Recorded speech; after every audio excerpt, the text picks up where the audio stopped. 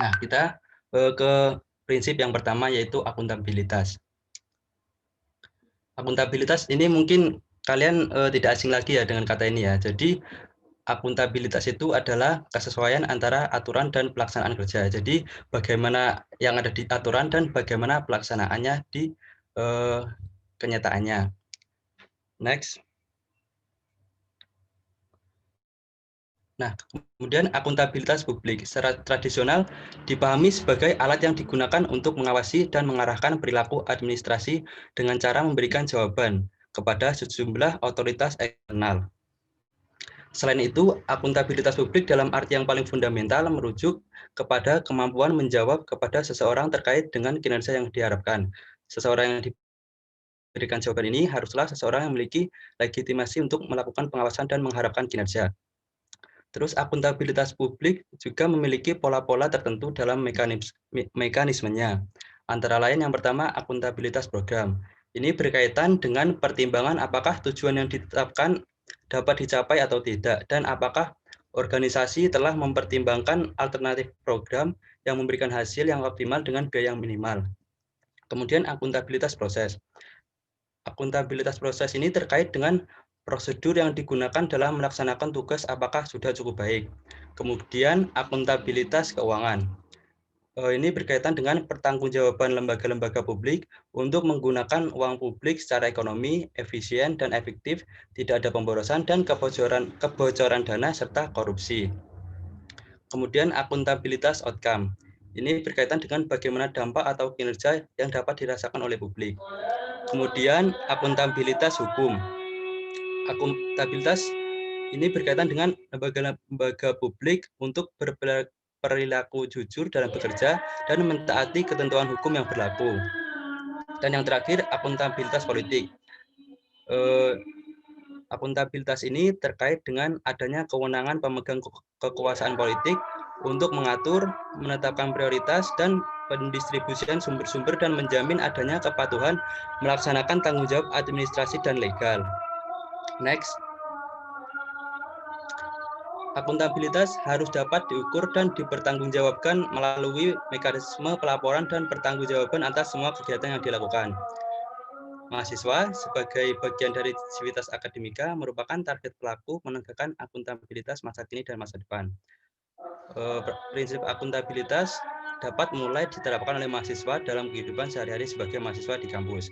Misalnya, program-program kegiatan kemahasiswaan harus dibuat dengan mengindahkan aturan yang berlaku di kampus dan dijalankan sesuai dengan aturan. Next. Kemudian prinsip anti korupsi yang kedua yaitu transparansi. Prinsip transparansi ini penting karena pemberantasan korupsi dimulai dari transparansi dan mengharuskan semua proses kebijakan dilakukan secara terbuka, sehingga segala bentuk penyimpangan dapat diketahui oleh publik. Next. Dalam bentuk yang paling sederhana, transparansi mengacu pada keterbukaan dan kejujuran untuk saling menjunjung tinggi kepercayaan atau trust, karena kepercayaan, keterbukaan, dan kejujuran ini merupakan modal awal yang sangat berharga bagi para mahasiswa untuk dapat melanjutkan tugas dan tanggung jawabnya pada masa kini dan masa mendatang. Kemudian dalam prosesnya, transparansi dibagi menjadi 5, yaitu yang pertama proses penganggaran. Proses penganggaran bersifat bottom up mulai dari perencanaan, implementasi, laporan pertanggungjawaban, dan penilaian atau evaluasi terhadap kinerja anggaran. Kemudian di dalam proses penyusunan kegiatan ini atau proyek pembangunan ini terkait dengan proses pembahasan tentang sumber-sumber pendanaan atau anggaran pendapatan dan alokasi anggaran atau anggaran belanja. Kemudian ketiga yaitu proses pembahasan. Proses pembahasan membahas tentang pembuatan rancangan peraturan yang berkaitan dengan strategi penggalangan atau pemungutan dana, mekanisme pengelolaan proyek, mulai dari pelaksanaan tender, pengerjaan teknis, laporan finansial, dan pertanggungjawaban secara teknis. Yang keempat yaitu proses pengawasan. Dalam pelaksanaan program ini, proses pengawasan dalam pelaksanaan program dan proyek pembangunan berkaitan dengan kepentingan publik dan yang lebih khusus lagi adalah proyek-proyek yang diusulkan oleh masyarakat sendiri. Kemudian yang kelima yaitu proses evaluasi. Proses evaluasi ini berlaku terhadap penyelenggaraan proyek dijalankan secara terbuka dan bukan hanya pertanggungjawaban secara administratif, tapi juga secara teknis dan fisik dari setiap output kerja-kerja pembangunan. Next. Prinsip transparansi dapat mulai diterapkan oleh mahasiswa dalam kehidupan di kampus. Misalnya, program kegiatan kemahasiswaan dan laporan kegiatannya harus dapat diakses oleh seluruh mahasiswa. Kemudian akan dijelaskan oleh teman saya. Prinsip ketiga ada kewajaran. Prinsip kewajaran ini untuk mencegah terjadinya manipulasi atau ketidakwajaran dalam penganggaran, baik dalam bentuk markup maupun ketidakwajaran lainnya. Nah, prinsip ini juga memiliki 5 hal penting, yaitu komprehensif dan disiplin, fleksibilitas, terprediksi, kejujuran, dan informatif. Komprehensif dan disiplin artinya mempertimbangkan keseluruhan aspek, berkesinambungan, taat asas, prinsip pembebanan, pengeluaran, dan tidak melampaui batas atau off budget. Next. Kalau fleksibilitas artinya adalah adanya kebijakan tertentu untuk mencapai efisiensi dan efektivitas.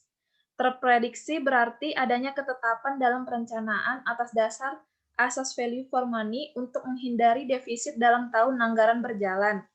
Anggaran yang terprediksi artinya cerminan dari adanya prinsip fairness di dalam proses perencanaan pembangunan. Kejujuran mengandung arti tidak adanya bias perkiraan penerimaan maupun pengeluaran yang disengaja yang berasal dari pertimbangan teknis maupun politis. Dan kejujuran merupakan bagian pokok dari prinsip fairness atau kewajaran. Next. Nah, prinsip kewajaran juga bisa diterapkan oleh mahasiswa dalam kehidupan di kampus. Misalnya dalam penyusunan anggaran program kegiatan kemahasiswaan harus dilakukan secara wajar. Demikian pula dalam menyusun laporan pertanggungjawaban harus disusun dengan penuh tanggung jawab. Prinsip yang keempat yaitu kebijakan. Pembahasan prinsip ini ditujukan agar mahasiswa dapat mengetahui dan memahami kebijakan anti korupsi. Kebijakan ini berperan untuk mengatur tata interaksi agar tidak terjadi penyimpangan yang dapat merugikan negara dan masyarakat.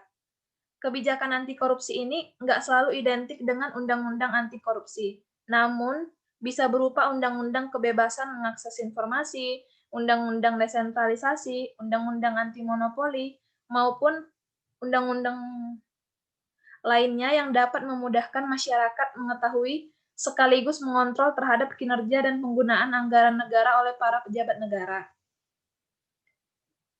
Dan prinsip ini juga memiliki aspek yang pertama, isi kebijakan, pembuat kebijakan, pelaksana kebijakan, dan kultur kebijakan. Kebijakan anti korupsi akan efektif apabila di dalamnya terkandung unsur-unsur yang terkait dengan persoalan korupsi, dan kualitas dari isi kebijakan tergantung pada kualitas dan integritas pembuatnya. Prinsip ini juga bisa diterapkan di dalam kehidupan di kampus, misalnya dalam membuat kebijakan atau aturan main tentang kegiatan kemahasiswaan harus mengindahkan seluruh aturan dan ketentuan yang berlaku di kampus. Next. Dan prinsip yang terakhir adalah kontrol kebijakan. Kontrol kebijakan merupakan upaya agar kebijakan yang dibuat betul-betul efektif dan mengeliminasi semua bentuk korupsi. Ada 3. Yang pertama, kontrol kebijakan partisipasi, yaitu melakukan kontrol terhadap kebijakan dengan ikut serta dalam penyusunan dan pelaksanaannya. Kedua, kontrol kebijakan evolusi, yaitu mengontrol dengan menawarkan alternatif kebijakan baru yang dianggap lebih layak. Dan yang ketiga, kontrol kebijakan reformasi, yaitu mengontrol dengan mengganti kebijakan yang dianggap tidak sesuai. Prinsip kontrol kebijakan ini juga dapat diterapkan di dalam kehidupan di kampus. Misalnya dengan melakukan kontrol pada kegiatan kemahasiswaan, mulai dari penyusunan program kegiatan, pelaksanaan program kegiatan, sampai dengan pelaporan. Selanjutnya akan disampaikan oleh teman saya. Oke, terima kasih Cecil. Teman-teman, selanjutnya kita akan meneropong keteladanan para pendahulu kita. Mantap. Yang pertama, ada Kiai Haji Agus Salim dengan quotes Leiden is Lichten, ya, atau memimpin adalah menderita. Kenapa ya memimpin adalah menderita? Jadi kata-kata ini tuh sangat cocok menggambarkan kehidupan Kiai Haji Agus Salim. Beliau dengan nama asli Musyidul Haq lahir di Koto Gadang, Sumatera Barat 8 Oktober 1884. Pada tahun 1906, ia terbang ke Jeddah untuk menjadi penerjemah di konsulat Belanda. Di sanalah ia memperdalam ilmu agama Islam, diplomatik, dan beberapa bahasa asing, seperti Belanda, Inggris, Jerman, Prancis, Turki, Jepang, dan of course bahasa Arab. Kiprah Kiai Haji Agus Salim ini kita udah tahu lah ya, bermula dari Sarekat Islam pada tahun 1915. Beliau juga pernah menjadi anggota Volksrat pada tahun 1921 hingga 1924, yang dikenal dengan sosok yang sangat bersuara keras. Setelah Indonesia merdeka nih, Bapak kita yang satu ini, Bapak Kiai Haji Agus Salim, sempat dipercaya menjabat sebagai menteri di beberapa kabinet. Magic banget nih. Ada Menteri Luar Negeri dan juga Menteri Luar Negeri pada Kabinet Hatta dan Syarifuddin. Nah, terus apa nih jas dan perahu kertas? Kita baca bersama-sama. Saya teringat perkataan Kasman. Leiden is Lichten. Memimpin adalah menderita. Penderitaan tidak hanya berupa penjara, tetapi juga kepahitan hidup. Penderitaannya ditunjukkan dalam hidup sederhana yang kadang-kadang mendekati serba kekurangan dan kemiskinan. Tutur Muhammad Rum dalam tulisannya Haji Agus Salim memimpin dalam menderita pada tahun 1977. Jadi teman-teman, pada suatu hari itu ada perkumpulan diplomat di Belanda nih. Dan Agus Salim di situ sebagai diplomat Indonesia. Ketika para diplomat-diplomat di sana tuh memakai jas necis banget, very very cool. Di situ dengan penuh kesederhanaan, Kiai Haji Agus Salim menggunakan jas yang dihiasi jahitan-jahitan. Kayak pasti zaman now siapa sih pejabat yang mau pakai jas yang udah ada jahitannya? Of course nggak sama sekali, iya nggak sih? Terus apa nih perahu kertas?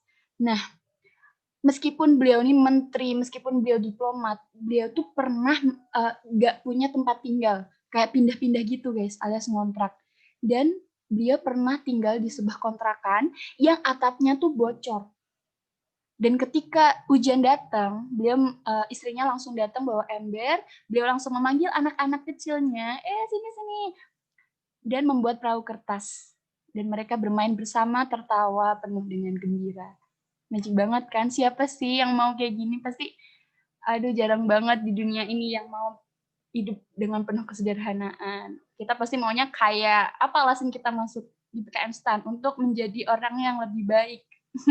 Memperbaiki keluarga kita. Waduh, ngomong apa aku? Oke, selanjutnya. Baharudin Lopa. Dengan quotesnya, menakar dengan pikir dan hati. Menolak apapun yang tak masuk dalam takarannya. Jadi, Opa Barlop ini luar biasa banget. Beliau pada pada umur 25 tahun sudah menjadi bupati di Majene. Luar biasa nggak sih?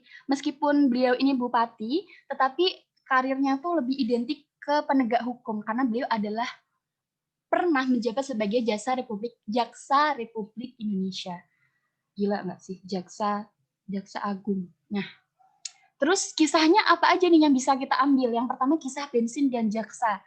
Pada suatu hari, Pak Barlop ini tuh sedang naik mobilnya. Waktu berangkat, bensinnya itu mendekati E. Terus waktu beliau hendak pergi dinas, kok melihat sesuatu yang janggal. Bensinnya ini tiba-tiba full. Langsunglah beliau ini tanya ke ajudannya, ini tadi siapa yang ngisi, bos? Terus ajudannya dengan penuh kejujuran jawab, ada Pak Jaksa Pak tadi yang mengisi. Wah, nggak bisa. Putar balik. Beliau menyuruh ajudannya putar balik, dan ketika udah sampai, beliau menyuruh jaksa untuk mengeluarkan menyedot bensin tersebut, guys. Jadi beliau sambil berkata, aku lo punya gajiku ya buat ini, kamu nggak usah beliin aku.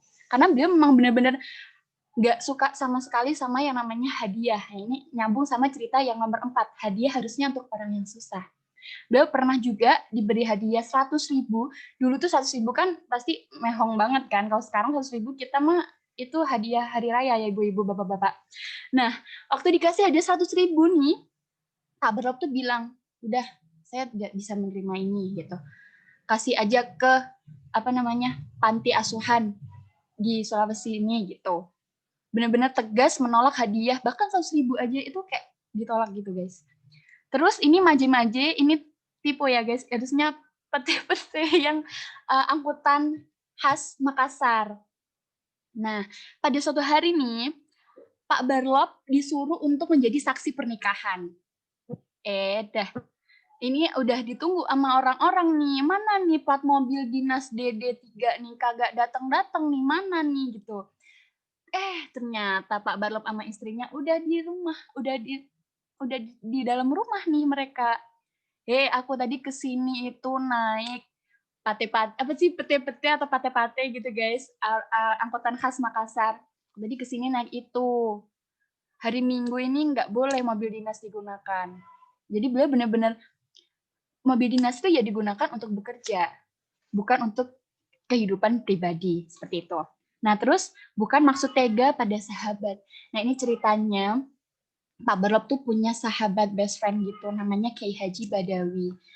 Nah, Kiai Haji Badawi ini tersangkut kasus korupsi 2 juta pengadaan Al-Quran. Beliau waktu itu masih menjadi jaksa, dia usut sampai tuntas kasus itu meskipun Kiai Haji Badawi sahabatnya tuh memohon-mohon, please jangan hukum aku, please jangan usut kasus ini. Beliau tetap tegas mengusut kasus ini sampai tuntas. Oke, seperti itu kisah dari Pak Barlop kita. Selanjutnya adalah kisah dari Sri Sultan Hamengkubuwono IX. Siapa sih yang nggak tahu Sri Sultan Hamengkubuwono IX? Nah, quotesnya tuh kayak gini guys, setiap orang, siapapun dan apapun jabatannya harus taat pada hukum. Sultan kena tilang, oh my god, are you real, serious gitu kan, kayak seorang sultan masa ditilang. Teman-teman, aku izin mendengarkan azan sebentar ya.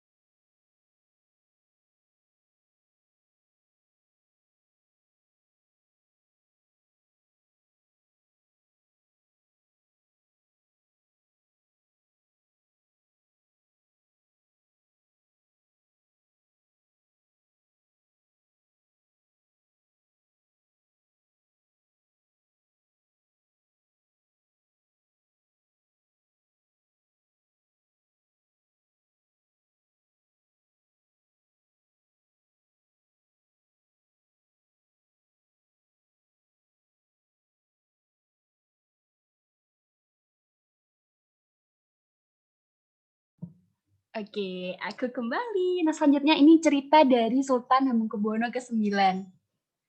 Pada suatu hari ini pada tahun 1960-an, si Sultan Hamengkubuwono ini sedang mengendarai mobilnya keluar kota nih. Pada saat itu nggak sadar, beliau itu menerabas rambu lalu lintas. Datanglah tuh polisi. Ada polisi memergoki. Set, mohon maaf Bapak, Bapak tadi melanggar lalu lintas ya Bapak. Harap mengeluarkan SIM dan surat kendaraan semuanya Pak, gitu. Terus Bapak si Sultan Hamengkubuwono IX nih langsung mengeluarkan ini gitu. Ya udah, terus abis itu ditilang deh. Waktu ditilang tuh sama atasannya polisi tadi itu dibilangin, kamu nggak tahu itu siapa gitu dong. Terus habis itu si polisinya tadi jawab, ya tahu Pak, tapi kan memang salah begitu. Ya, saya tilang seperti itu. Nah, singkat cerita, sang polisi pun kan tadi menilang si Sultan. Akhirnya tak lama kemudian si polisi tadi yang namanya Brigadir Royadin diminta untuk bertugas di Yogyakarta oleh si Sultan Hamengkubuwono, dinaikkan pangkatnya karena Royadin dianggap sebagai polisi yang berani dan tegas. Dan saat itu Pak Sultan Hamengkubuwono ke-9 ini juga nggak kayak menggunakan wewenangnya, ya aku lu sultan di sini, kamu kok nilang-nilang aku, emang kamu berani, tak copot pangkatmu kok apa, enggak kayak gitu guys. Justru sangat menghargai kejujuran dan mengangkat si Brigadir Royadin ini. Luar biasa banget gak sih? Nah, selanjutnya ini cerita tentang Sri Sultan Hamengkubuwono menjadi sopir seorang Mbok Bakul. Mbok Bakul itu kalau di Indonesia tuh seorang penjual yang pedagang kayak gitu, yang dagang di pasar. Pada suatu hari ini si Sultan naik mobil jeepnya. Nah, dicegat itu kayak dimintai tolong sama mbok-mbok ini. Antarkan saya ke pasar gitu. Dengan pedenya nih si mbok-mbok. Naiklah tuh si mbok ke mobil jeepnya Pak Sri Sultan Hamengkubuwono. Udah sampai di pasar, si Sultan bantuin nih nurunin karung kayu milik mbok tersebut. Si mbok langsung ngomong, berapa ongkosnya Pak Sopir? Wah, enggak usah, Bu. Walah, Pak Sopir, kok yang enggak butuh uang saja. Sudah, tidak, Bu. Terima kasih. Udah kurang, toh? Biasanya saya tuh kasih uangnya juga segini. Enggak apa-apa, Bu. Saya cuma mau membantu. Sudah merasa kaya, toh. Udah gak ngerti, ibunya ini enggak tahu mbaknya ini kalau ini tuh Sri Sultan. Tiba-tiba tuh orang-orang pada memandangi, astagfirullah, itu ibunya gila banget. Itu gila banget gitu, guys. Terus, sang sopir tuh hanya tersenyum, lalu keluar pamit naik mobil lagi, meninggalkan si mbok tadi dengan keikhlasan gitu guys. Terus si mbok tadi terus mengumpat, menggerutu, dibilangi dia sama sama temennya, Mbok, tadi itu sampean dalam itu istilah buat manggil raja gitu ya, buat manggil sultan di Yogyakarta itu sampean dalam, sampean kok koyo ngono iku ya apa? Walah, iya tuh. Langsung si Mbak pingsan di jalan. Seperti itu ceritanya. Jadi si Sultan Hamengkubuwono ini sangat-sangat penuh dengan dia tidak pernah mengagung-agungkan kata Sri Sultan yang ada dalam namanya. Seperti itu teman-teman. Apakah bisa diambil hikmahnya dari cerita saya? Semoga bisa ya. Kita lanjutkan kepada Kak Sandika. Semangat. Oke, berikutnya ada Sugeng Imam Santoso. Nah, Dr. Andes Sugeng Imam Santoso ini adalah salah satu tokoh kepolisian Indonesia yang pernah menjabat sebagai Kepala Kepolisian Negara Republik Indonesia yang kelima. Di samping di jalur kepolisian, ia juga sempat menjadi Kepala Jawatan Imigrasi RI dan Menteri Iuran Negara RI. Terdapat beberapa kisah beliau yang dapat kita teladani. Di antaranya, next.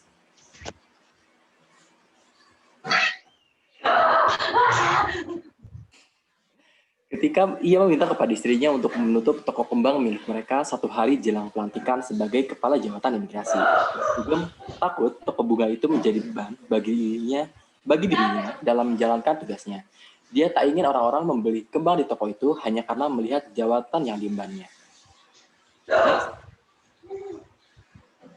Berikutnya ketika ia diangkat sebagai Kepala Direktorat Research dan Kriminal Polda Sumatera Utara pada 1956. Ia terkejut ketika akan menempati rumah dinasnya karena rumah tersebut dipenuhi dengan barang-barang mewah.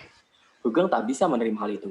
Ia dan keluarganya berkeras tetap tinggal di hotel jika barang-barang mewah itu masih ada di sana. Mereka baru akan pindah bila rumah tersebut hanya diisi barang-barang inventaris kantor. Pada akhirnya, Hugeng dan keluarganya mengeluarkan semua barang mewah itu ke tepi jalan. Bagi Hugeng, keberadaan barang-barang mewah itu sangat mencurigakan. Pasalnya, mereka belum mengenal siapapun di tempat baru tersebut. Dan belakangan diketahui bahwa barang-barang itu berasal dari bandar judi yang hendak menyuapnya. Nah, dari sini kita bisa melihat bahwa Dr. Andes Hugeng Imam Santoso ini adalah seorang pribadi yang benar-benar dipenuhi nilai-nilai kejujuran di dalam hidupnya.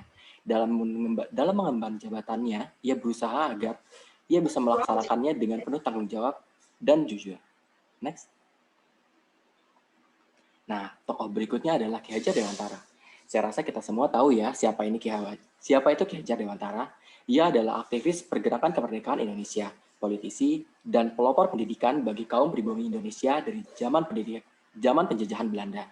Terdapat beberapa kisah yang dapat kita pelajari dari seorang Ki Hajar Dewantara. Di antaranya, next. Nah, setelah ditetapkan menjadi orang pertama yang menjabat Menteri Pendidikan, Pengajaran, dan Kebudayaan Republik Indonesia, Ki Hajar itu pulang larut malam. Namun, tak ada pesta atau makan besar istimewa yang menyambut kedatangannya. Bahkan sekedar lauk pun tak ada di meja makannya. Ki Hajar lantas menyuruh salah satu anak mereka untuk membeli mie godok di pinggir jalan. Dan dari hal ini, kita bisa melihat bahwa meski ia berasal dari keluarga bangsawan, ia baru saja dilantik menjadi seorang menteri, namun kesederhanaan memang telah menjadi bagian dari hidupnya. Ia tetap sederhana, kendati semua latar belakangnya. Next.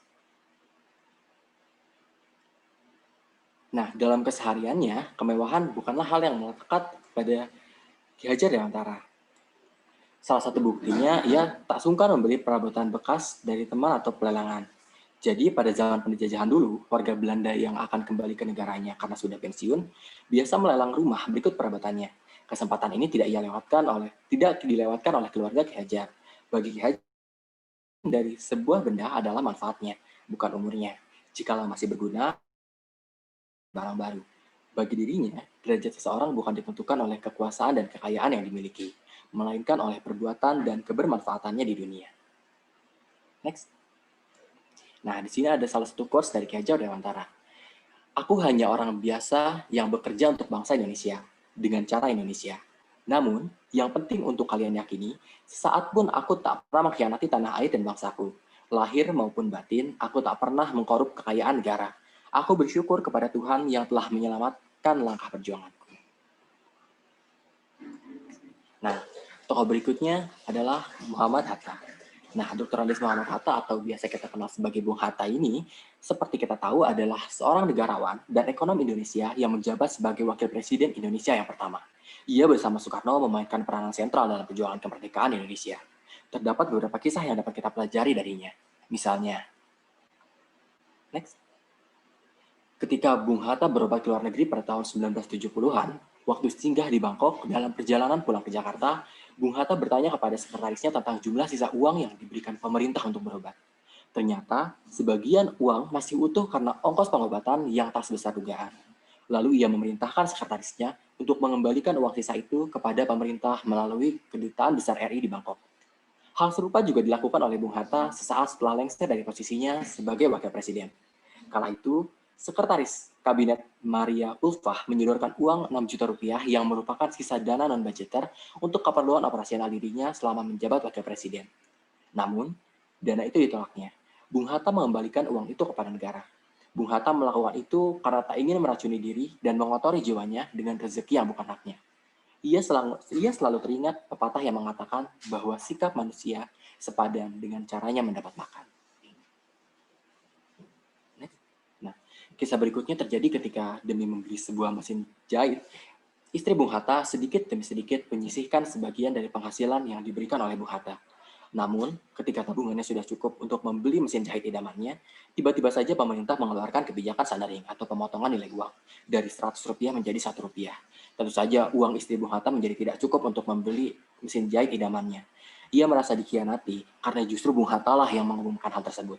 Namun, tanggapan yang terlontar dari Bung Hatta adalah, Seandainya Kak Hatta mengatakan terlebih dahulu kepadamu, nanti pasti hal itu akan disampaikan kepada ibumu, lalu kalian berdua akan mempersiapkan diri, dan mungkin akan memberitahu teman-teman dekat lainnya. Itu tidak baik. Kepentingan negara tidak ada sangkut pautnya dengan usaha memupuk kepentingan keluarga. Rahasia negara adalah tetap rahasia. Sungguh pun saya bisa percaya kepadamu, tetapi rahasia ini tidak patut dibocorkan kepada siapapun. Biarlah kita rugi sedikit demi kepentingan seluruh negara. Kita coba nabung lagi ya. Dari sini benar-benar terlihat bagaimana kejujuran dan rasa tanggung jawab Muhammad Hatta terhadap jabatannya. Next. Nah, seperti wajarnya manusia biasa, Muhammad Hatta juga memiliki impian yang berkaitan dengan materi. Salah satunya dia begitu mengidamkan sepatu Belly. Pada 1950-an, Belly adalah merek sepatu bermutu tinggi yang harganya tentu tak murah. Demi sepatu itu, Bung Hatta berusaha menabung. Namun, uang tabungannya tidak pernah mencukupi, karena selalu terambil untuk keperluan rumah tangga, atau untuk membantu kerabat dan handai taulan yang datang meminta pertolongan. Dan hingga akhir hayatnya, Bung Hatta tak pernah bisa memiliki sepatu Belly idamannya. Sebenarnya bisa saja Bung Hatta merealisasikan keinginannya. Dia tinggal meminta bantuan dari orang lain untuk membeli sepatu itu. Namun, bagi Bung Hatta, itu mencederai prinsip hidup dan kesetiaannya kepada negara.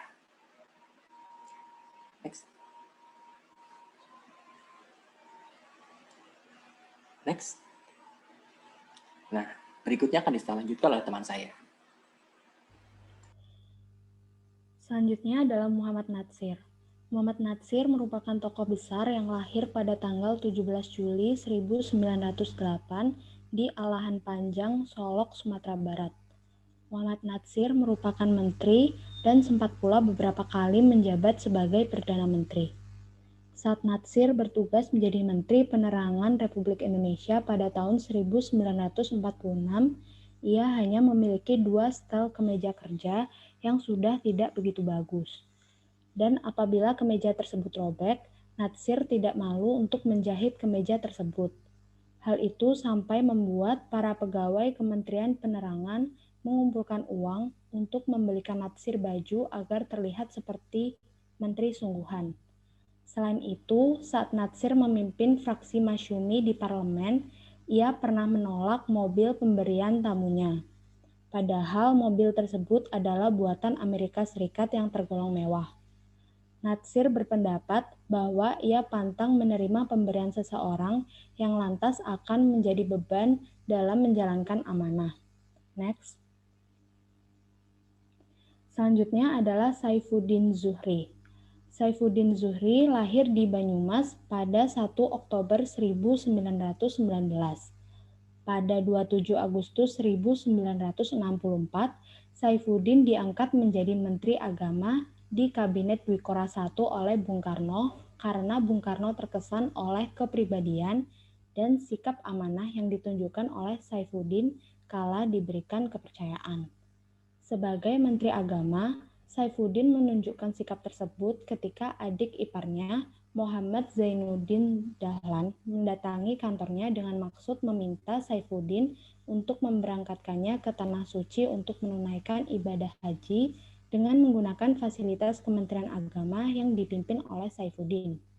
Namun Saifuddin menolaknya karena ia merupakan adik iparnya. Selain itu, ketika ia mendapat uang pensiun, uang tersebut tak disentuhnya sama sekali. Uang tersebut dikumpulkan dan kemudian dibelikan rumah di daerah Kebayoran Baru, Jakarta Selatan. Rumah itu pun lantas tak ditinggali keluarganya, melainkan dijadikan rumah bersalin Muslimat NU. Next. Selanjutnya adalah Syafruddin Prawiranegara, Presiden yang terlupakan. Begitulah beberapa pihak menyebut sosok Syafruddin Prawiranegara yang lahir di Serang, Banten pada 28 Februari 1919. Pasalnya, dalam daftar Presiden RI, Syafruddin tidak tercantum meski sempat menjabat sebagai Presiden Pemerintah Darurat Republik Indonesia atau PDRI.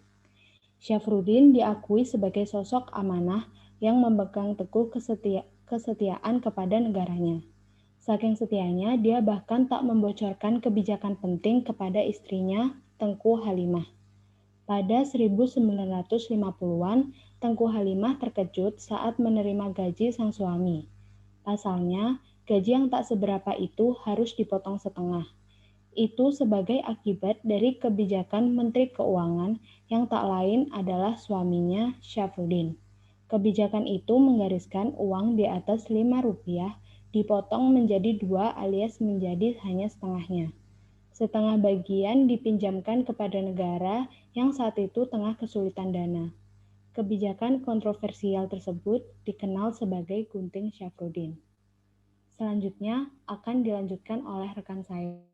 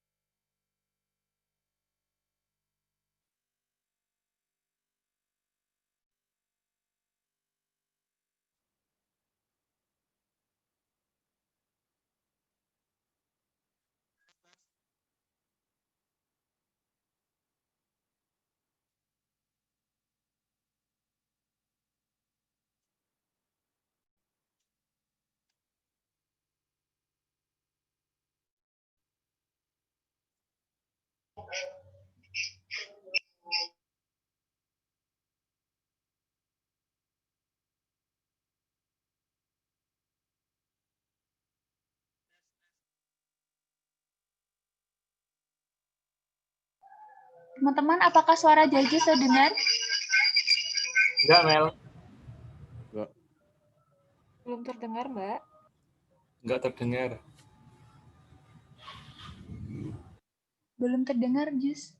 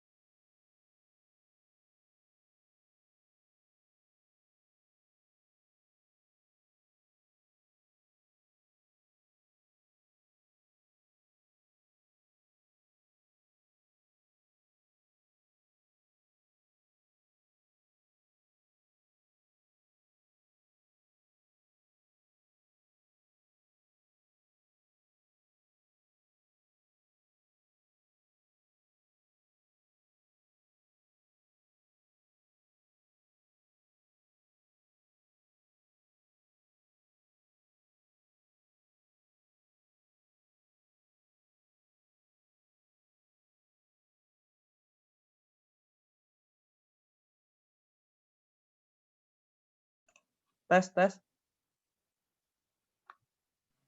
Udah Halo? masuk, Jus. Oh, Sudah. masuk. Tadi ada yang kedengeran apa enggak sama sekali ya? Enggak sama sekali, Jus. Oh, oke, kita ulang dari awal. Jadi teman-teman, untuk tokoh inspiratif selanjutnya itu adalah R. Suprapto yang merupakan Bapak Kejaksaan RI.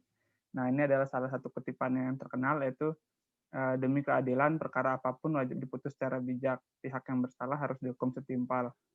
Oke, next.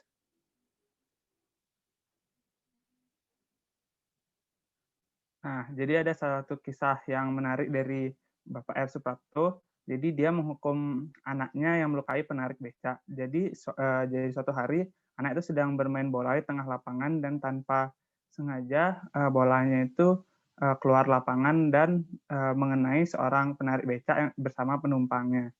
Tentu dalam status sebagai pejabat pemerintahan dia bisa saja membela anaknya, namun dia memilih untuk menghukum anaknya dan memutuskan untuk ganti rugi atas kerusakan yang telah dilakukan oleh anaknya. Ia juga menyeret rekan-rekan menterinya ke meja hijau. Lalu salah satu yang paling terkenal adalah ketika ia berani menolak perintah dari Bung Besar saat itu, yaitu Soekarno. Jadi pamflet dari Harian Merdeka Indonesia yang dipimpin oleh Muchtar Lubis saat itu sedang memberitakan pernikahan Soekarno dengan seorang perempuan bernama Hartini. Nah, Soekarno yang tidak terima dengan kata-kata di harian tersebut menyuruh Suprapto untuk menghukum Muchtar Lubis, namun dia menolak untuk melakukan hal itu karena ia merasa itu bukanlah suatu kesalahan yang harus dihukum di pengadilan. Lalu ketika DN Aidit, salah satu politbiro PKI saat itu yang sedang naik daunnya, menghina Muhammad Hatta secara terang-terangan, ia berani menghukum DN Aidit walaupun sudah diperingatkan oleh beberapa orang akan konsekuensi jika melakukan hal itu. Lalu salah satu kasus yang terkenal adalah ketika anaknya yang sedang bermain di luar rumahnya itu diberi gelang oleh seorang orang asing. Nah, ketika ia sadar bahwa anaknya membawa perhiasan ke rumahnya, ia menanyakan siapa yang memberikan itu, marah lalu menyuruh anak itu untuk mencari siapa yang memberi gelang itu sampai ketemu. Dan ternyata itu adalah seorang pengusaha Pakistan yang kasusnya sedang ditangani oleh Mr. R. Suprapto. Oh ya, disclaimer teman-teman, untuk Mr. Suprapto itu ada dua. Yang satunya lagi adalah pahlawan revolusi pada G30. Jadi untuk R. Suprapto Bapak Kejaksaan RI itu berbeda dengan yang di pahlawan yang di G30 SPKI. Next. Nah, tokoh selanjutnya itu adalah Insinyur Soekarno. Tentu teman-teman sudah tahu siapa Insinyur Soekarno, yaitu sebagai presiden pertama sekaligus proklamator kemerdekaan. Nah, salah satu kutipan yang terkenal adalah biarlah diri merana asalkan negara terjaga. Next.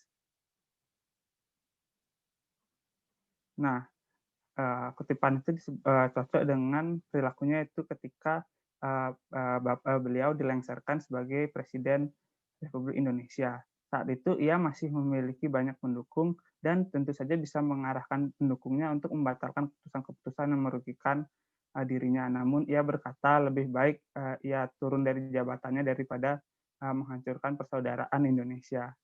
Lalu ia seketika setelah pensiun menjadi Presiden Republik Indonesia tergolong dalam kondisi berkekurangan karena sepanjang karirnya ia tidak mengusik fasilitas negara, apalagi menghimpun pundi-pundi kekayaan demi kepentingan pribadinya. Salah satu ceritanya yang terkenal adalah ketika ia tidak memiliki uang untuk membeli buah duku yang dilihatnya di jalan, sampai ia harus dibayari oleh seorang ajudan pribadinya.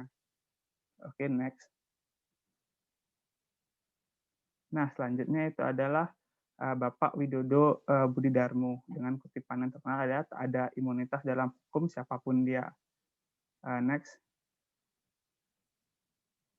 Nah, jadi jadi yang dapat kita teladani adalah dia walaupun saat itu menjabat sebagai Kapolda Metro Jaya, dia berani memenjarakan anak kandungnya sendiri. Jadi suatu hari anaknya yang bernama Tono menemukan pistol yang dimiliki oleh ayahnya.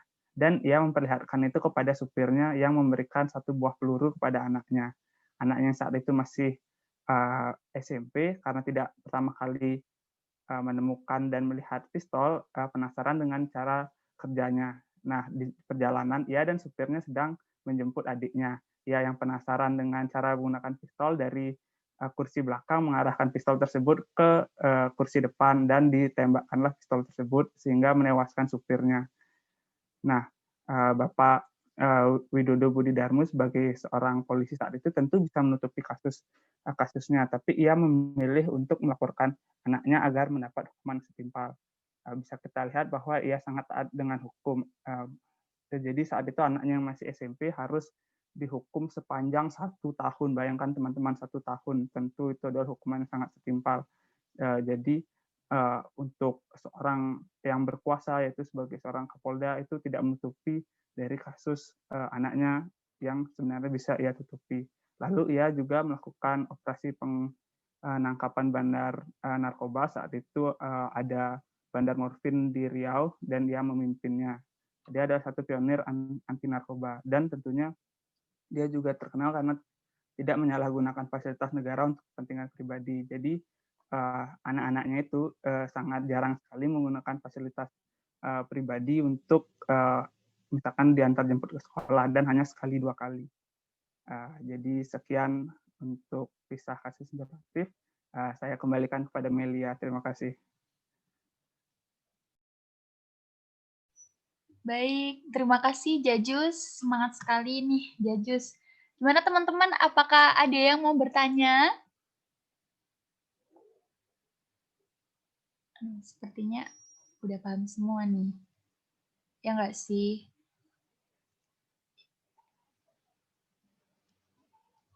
Iqbal?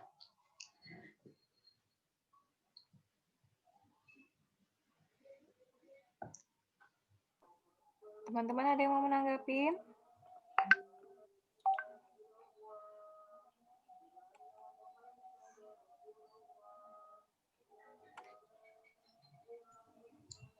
Izin mau bertanya dong, kelompok 3.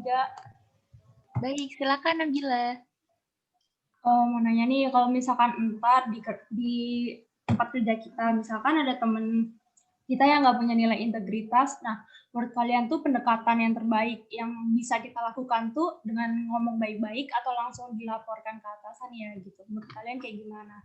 Dah, makasih. Teman sebaya kita ya, kayak masuk gitu ya? Iya, misalkan kayak nilep uang perjadian kayak gitu. Baik, Nabila. Tunggu sebentar ya, Nabila. Bu, izin berdiskusi sebentar. Ya, terima kasih. Terima kasih, Bu.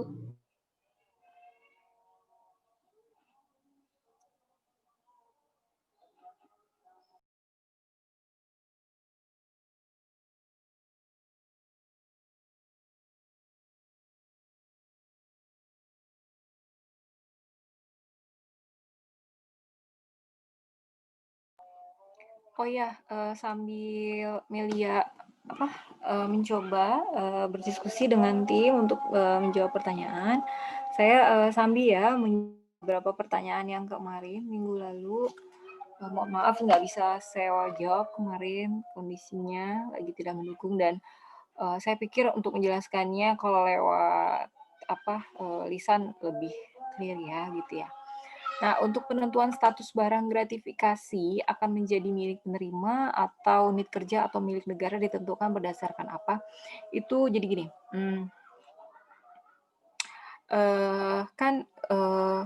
gratifikasi itu sebenarnya adalah pemberian ya, pemberian cuma-cuma sebenarnya gitu ya, pemberian cuma-cuma. Atas apa? Barang atau apapun, apa saja. Nah, sehingga di undang-undang tidak dibatasi berupa barang apa saja, mau fasilitas kesehatan atau bahkan jasa gitu ya. Nah, itu kemudian pemberian yang sebenarnya cuma-cuma itu kenapa kemudian dilarang gitu ya? Karena dikhawatirkan akan berdampak pada kemudian hari pemberian fasilitas atau layanan yang tidak objektif gitu ya. Nah, sehingga untuk menetralkan tugas penyelenggara negara dan PNS, maka penyelenggara negara dan PNS tidak perlu diberikan sesuatu dalam hal untuk pekerjaannya. Nah, karena apa? Sudah digaji oleh negara seperti itu kan, sehingga untuk tugasnya tidak perlu diberikan lagi oleh orang lain, khususnya apalagi dari orang-orang yang memiliki kepentingan. Nah, jadi gratifikasi itu dilarang, pemberian itu dilarang apabila ada hubungannya dengan jabatannya, kemudian bertentangan dengan ketentuan yang berlaku. Kapan kita tahu bertentangan dengan ketentuan yang berlaku? Nah, di masing-masing tempat instansinya ada ketentuan-ketentuan atau peraturan-peraturan yang berlaku, gitu ya.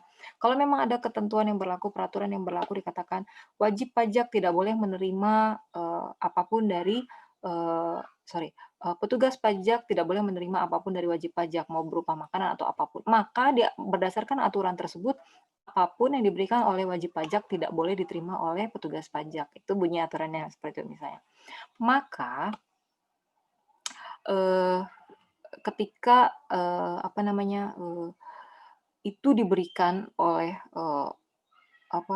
orang yang memiliki kepentingan atau diberikan oleh seseorang yang memang sudah dilarang sesuai undang-undang, sesuai dengan peraturan, maka itu masuk kepada gratifikasi.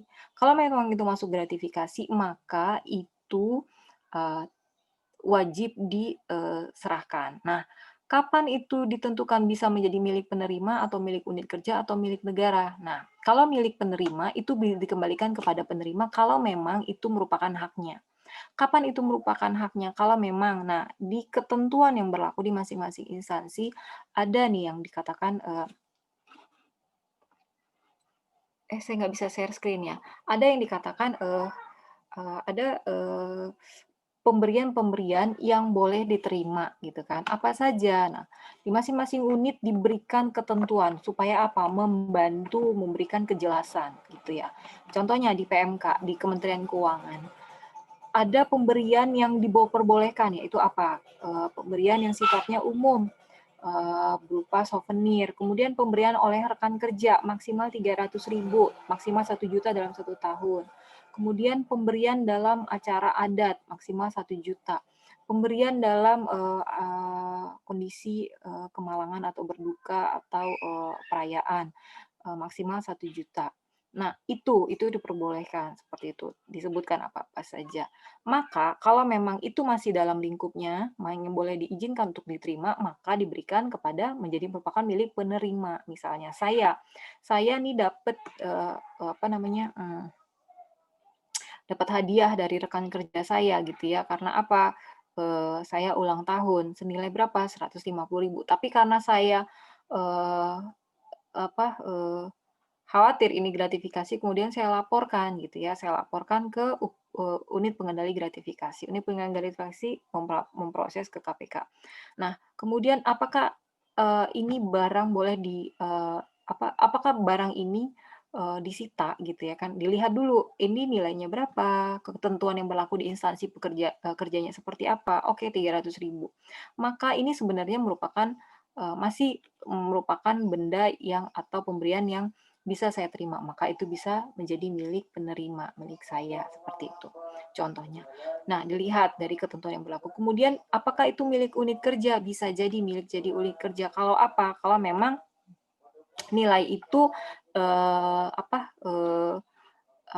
tidak atau benda-benda tersebut dapat dimanfaatkan langsung oleh unit kerja. Contohnya apa? Buku atau misalnya makanan itu diserahkan pada unit kerja. Unit kerja bisa memberikannya kepada yayasan. Ini udah bisa share screen belum? Siap sudah Bu, insya Allah. Udah ya.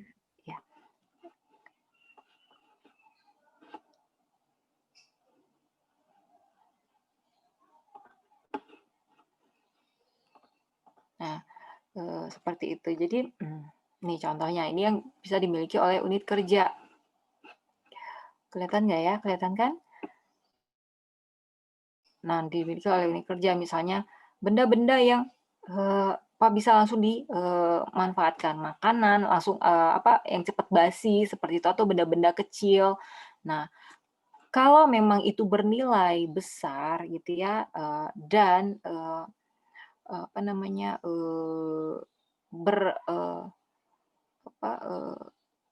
ditaksir begitu ya, memiliki nilai ya, memiliki ada nilainya barang itu. Nah, kemudian nanti KPK akan menyampaikan ke DJKN untuk dilakukan lelang. Itu yang kemudian itu akan menjadi milik negara gitu ya, menjadi milik negara. Jadi menjadi milik negara, tapi kemudian nanti akan dilelang untuk apa uangnya menjadi disertorkan menjadi milik negara gitu, seperti itu. Nah, sederhananya seperti itu ya. Jadi sederhananya itu pemisahannya. Namun secara caranya seperti apa, lalu kemudian kemanfaatnya dan dilihat seperti apa. Kalau langsung bisa dimanfaatkan oleh unit kerja gitu ya, diberikan kepada unit kerja gitu. Atau barangan itu habis cepat basi atau benda tersebut tidak bisa bertahan lama gitu ya. Karena kalau nggak bisa bertahan lama, kan proses penilaian ada di di DJKN, proses pelelangan juga ada, itu kan butuhkan waktu yang lama. Sehingga kalau barang itu cepat rusak, cepat basi, atau maksudnya nilainya itu tidak sebanding dengan proses yang panjang itu, proses administrasi yang panjang itu, jadi ya diserahkan kepada unit kerja, seperti itu. Sederhananya seperti itu. Nanti unit kerja apakah akan menggunakan sebagai operasional langsung gitu atau disumbangkan atau dimasukkan ke perpustakaan atau bahkan sebagai display ya, display barang gratifikasi. Beberapa unit kerja ada yang menggunakan temuan-temuan itu bukan temuan, hasil-hasil gratifikasi itu di display ya. Kenapa? Menurut saya itu juga ada baiknya. At least kalau misalnya ada stakeholder yang datang ke situ atau pemangku kepentingan yang datang ke situ melihat, oh ini di sini nggak boleh nih ngasih gratifikasi karena apa? Pegawainya ngelapor, ini buktinya banyak nih kelihatan. Maka itu memberikan efek jerah ya, ketakutan ya untuk melakukan itu. Nah, untuk pegawainya juga termotivasi. Ini loh, dengan di display itu termotivasi mereka ngelihat, nih loh gratifikasi banyak yang sudah melaporkan, banyak pegawai yang sudah melakukannya gitu. Jadi sederhananya seperti itu untuk menentukan barang tersebut akan menjadi milik penerima kah, unit kerja kah, atau milik negara. Jadi berdasarkan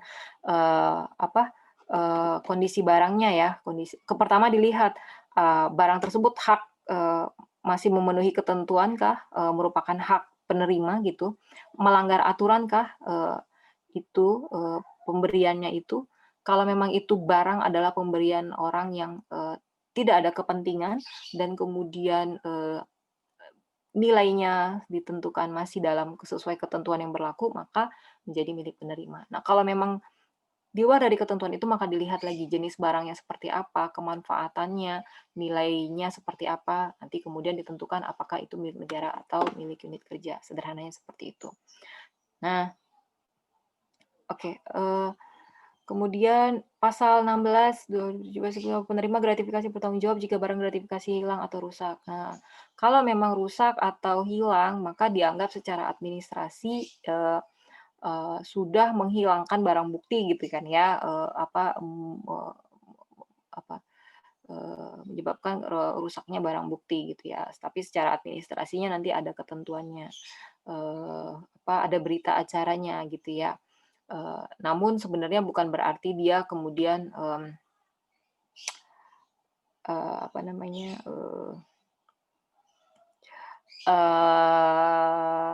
ada sanksi pidana yang lain lagi, enggak gitu. Jadi karena memang yang bersangkutan sudah melaporkan gitu kan, sudah melaporkan tapi kemudian tidak langsung ada penyerahan, tidak langsung diserahkan kendali seperti itu misalnya. Tapi lain cerita kalau misalnya ternyata ini udah diterima gratifikasi, enggak dilapor-laporin dalam waktu batas waktu itu yang harusnya diserahkan atau bahkan rentang waktu untuk melaporkan 30 hari dia nggak ngelaporin gitu ya. Kenapa? Karena apa? Bisa saja dia berpikir, nilai manfaatnya dipakai dulu gitu. Nanti setelah udah nilai manfaatnya dipakai, lalu kemudian, aku ngelapor buat supaya aku nggak dikatakan bersalah. Ya nggak juga. Kalau misalnya dilihat ternyata ada kesengajaan gitu ya, sengaja tidak melapor gitu ya, kemudian nilai manfaatnya udah dipakai, ya sebenarnya dia udah menggunakan benda tersebut gitu kan. Sekarang udah kondisinya sudah rusak atau bahkan udah nilai manfaatnya sudah nggak ada gitu kan. Atau dengan alasan hilang, ya itu maka dia bisa justru dengan alasan tersebut dia bisa dikatakan menerima gratifikasi itu gitu ya kan. Jadi tentunya ada proses. Nah, di situ sih untuk melihat bagaimana kenapa itu hilang, apakah ada unsur kesengajaan dan seterusnya. Tapi kalau di ranah memang tidak ada kesengajaan gitu ya, hanya administrasi ya artinya ada berita acara bahwa itu kondisinya rusak atau hilang dan seterusnya. Tapi upaya pelaporan sudah dilakukan gitu. Kemudian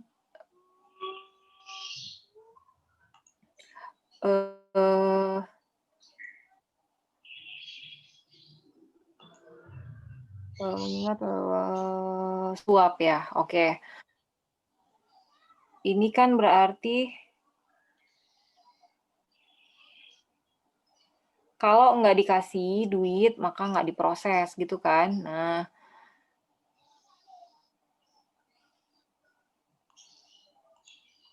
oke, ini jadinya bentuknya pungli sih, ini pungli gitu. Karena apa?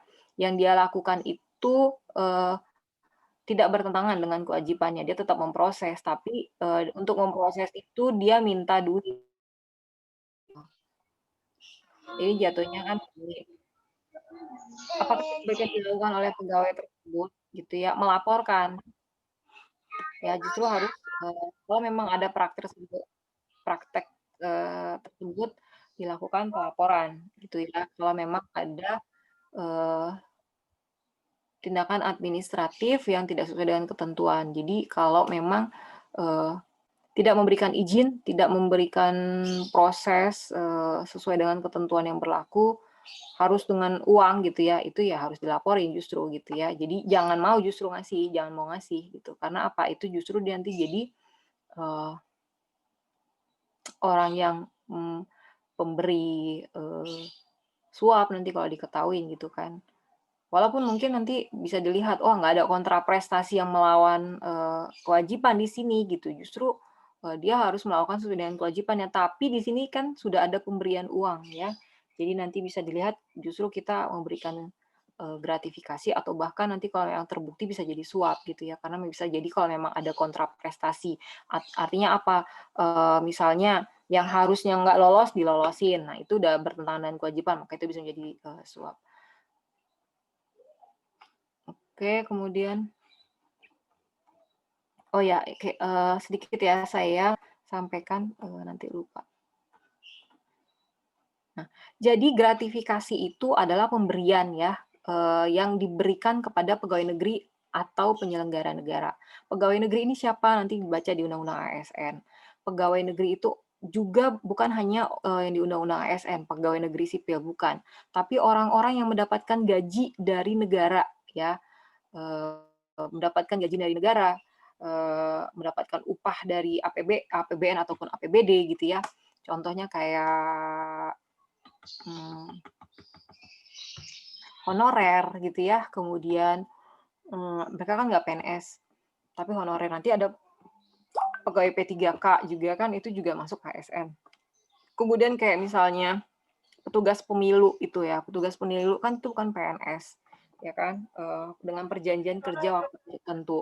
Nah, tapi dia digaji oleh APBN. Nah, itu juga masuk ke dalam pengertian pegawai negeri sesuai dengan Undang-Undang 31. Kemudian halo?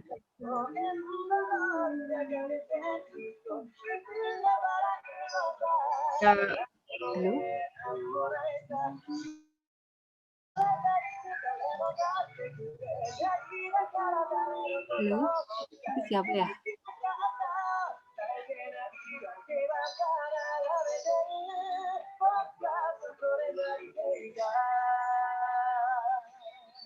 Aurel bisa dimatiin dulu. Oke.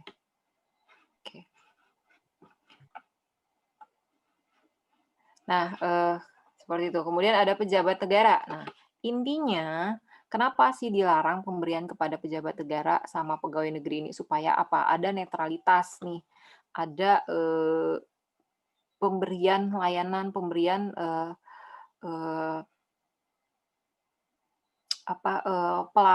perlakuan yang objektif ya, perlakuan yang sesuai dengan ketentuan yang berlaku. Nah, sehingga apa yang dilakukan kepada penyelenggara negara sama pegawai negeri ini dalam hal ada yang memberikan gitu. Nah, dilihat kalau pemberian itu memang ada hubungannya dengan jabatan, ada hubungannya dengan tugasnya dia, kemudian bertentangan dengan peraturan yang berlaku, maka itu tidak boleh diterima, gitu ya.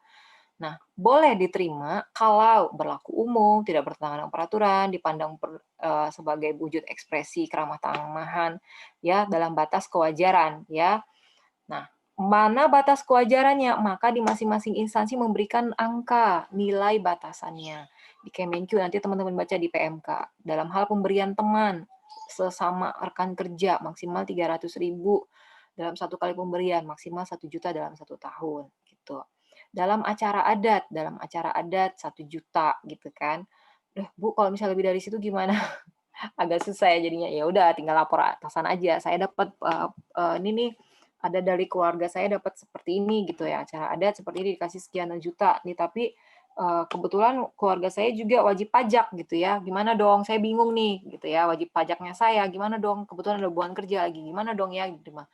Dalam hal ini ada hubungannya dengan pekerjaan nih, tapi dalam cara adat nih saya dikasih ulos atau dikasih sesuatu yang memang ini dalam acara rangkaian adat gitu. Nah, ini bagaimana? Lebih dari batas nilai yang ditentukan sesuai dengan ketentuan di atas 1 juta. Gimana? Ya tinggal lapor atasan kalau memang merasa ragu gitu ya. Nah, oke. Nah, ini bentuk-bentuk penerimaan yang ini gitu ya. Ini dianggap sebagai batasan yang memberikan keyakinan pada kita untuk menerima atau menolak gitu ya dengan ini. Nah, ketika di luar dari sini Anda ragu, maka apa yang bisa Anda lakukan? Melaporkan kepada KPK gitu ya, menolak gitu ya. Menolak dan melaporkan kepada KPK. Kalau nggak bisa nolak gimana? Gitu ya. Gimana caranya kalau nggak nolak gitu kan? Karena ada yang gini, nggak tahu nih penerimanya siapa, pengirimnya siapa, tahu-tahu udah dikirim ke rumah, misalnya seperti itu. Tahu-tahu udah dikasih ke keluarga, dikasih ke adik, dikasih ke anak, dikasih ke istri, nggak tahu siapa yang ngasih, gitu ya kan. Udah kadung diterima. Nah, bagaimana? Apa yang dilakukan? Dilaporkan, gitu ya. Kalau nggak bisa ditolak, dilaporkan. Nah, gratifikasi, beda dengan suap dengan pemerasan itu apa? Kalau gratifikasi, ya, ini adalah pemberian yang nggak membutuhkan transaksional, tidak membutuhkan kesepakatan saat ini. Kamu kasih gitu aja. Disuruh ngapain saya atas pemberian ini? Nggak ada apa-apa gitu. Itu gratifikasi. Jadi pemberian yang tanda kutip seolah-olah cuma-cuma, ya kan? Tapi dari orang yang ada hubungannya, kepentingannya, ada hubungannya dengan pekerjaan seperti itu. Kemudian kalau suap itu apa? Ini jelas adalah pemberian oleh orang lain yang ada hubungannya dengan pekerjaan, ada hubungannya dengan jabatannya, dan sesuai dibaca di undang-undang, dan ada transaksional, ada kontraprestasinya yang bertentangan dengan kewajiban. Nah, berarti di sini ada kesepakatan antara pemberi dan penerima, gitu ya. Nah, umumnya dilakukan secara tertutup, walaupun mungkin ada juga yang nyata-nyata dia dilihat di depan pegawainya dengan depan stafnya gitu. Tapi umumnya dilakukan secara tertutup karena apa? Memahami bahwa ini sebenarnya salah karena apa? Ada kontraprestasi yang di luar dari ketentuan yang berlaku. Nah, kalau pemerasan ini sifatnya memaksa. Sifatnya memaksa datangnya dari siapa? Yang menerima. Artinya ada posisi yang lebih tinggi antara penyelenggara negara atau pegawai negeri ini dengan yang memberikan, sehingga tidak ada pilihan untuk kepada yang memberikan itu. Sehingga apa? Kepada orang yang memberikan, apabila dia dapat membuktikan itu pemerasan, dia tidak dikenakan sanksi pidana. Tapi kalau suap, ya, kalau suap yang memberikan itu ada sanksi pidana, ya, kan karena dia memberikan di sini. Nah, untuk gratifikasi, ya, selama dia ada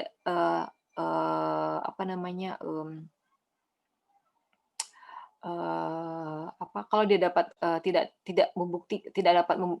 kalau memang terbukti tidak ada suap di situ, maka dia bisa bebas gitu. Tapi nanti dilihat lagi ya case-nya gitu ya, bentuk pemberiannya, kemudian apa kontraprestasinya, kalau memang ada kontraprestasi ya yang diharapkan dari situ gitu ya. Jadi dilihat lagi seperti itu.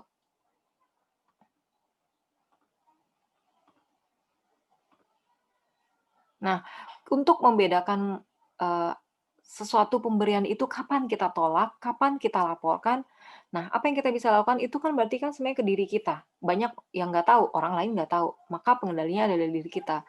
Bagaimana untuk meyakinkannya itu ada yang dilakukan, yang diberikan oleh KPK. Coba dilihat maksudnya, maksud dari pemberian itu. Kira-kira maksudnya apa ya? Gitu. Kemudian ketentuannya seperti apa? Apakah ada ketentuan yang berlaku? Misalnya WP tidak boleh memberikan sesuatu kepada pegawai pajak, berarti maka apa yang dia berikan itu nggak boleh dong gitu. Kemudian yang pemberiannya itu sifatnya terbuka nggak? Kemudian nilai etis nggak gitu ya? Wajar nggak itu pemberiannya itu? Kemudian siapa yang memberikan? Kemudian waktunya kapan nih? Diberikan dalam masa sedang lagi ada pemeriksaan, sedang lagi ada audit, sedang lagi ada kepentingan kerja gitu ya. Jadi dalam rangka apa? Seperti itu. Jadi memang ini kita bisa tanyakan ke diri kita. Kalau misalnya ada satu hal yang kita pertanyakan, nggak yakin, kita bisa lakukan apa? Melaporkan kepada atasan. Kalau nggak yakin ke KPK, kejauhan, terlalu lebay gitu ya. Ada perpanjangan tangan yang dilakukan. Apa di unit-unit sekarang sudah diberikan UPG, unit pengendali gratifikasi gitu ya. Jadi kalau mau lapor ke gratifikasi ke KPK juga bisa ada mekanisme pengaduan yang diberikan layanan kepada masyarakat, baik yang menerima ataupun masyarakat yang mengetahui gitu ya. Nah, ini tadi, kemudian nah ini mekanismenya gitu ya. Ini kalau gratifikasi ke KPK, nah nanti dari KPK akan menilai gitu ya, kemudian dikeluarkan surat ketetapan penetapan gratifikasi, lalu kemudian nanti dinilai dan kemudian dilelang, itu untuk jadi penerima negara. Nah, kalau misalnya nih kita nih pengen nih atas barang yang udah dikasih, misalnya kadang kok pengenan jam itu ya, jam itu limited edition, tapi aku nggak tahu nih mau ngedapetinnya di mana, caranya gimana, tapi pengen gitu. Lalu kemudian ternyata stakeholder kita atau wajib pajak tahu nih, wah si bapak itu ternyata lagi pengen jam itu tuh. Ya udah dibelikan lalu kemudian jadikan pemberian gitu ya. Nah, karena kita tahu ini WP ngasih ke saya, ini gratifikasi, saya nggak boleh terima gitu ya kan. Nah, lalu kemudian apa yang dilakukan? Serahkan kepada KPK, serahkan kepada unit pengendali gratifikasi. Saya menerima gratifikasi senilai berupa barang ini. Tapi saya ingin memiliki barang ini. Ya. Gimana caranya? Nah, disampaikan kepada KPK untuk apa? Ditetapkan sebagai gratifikasi. Lalu kemudian apa?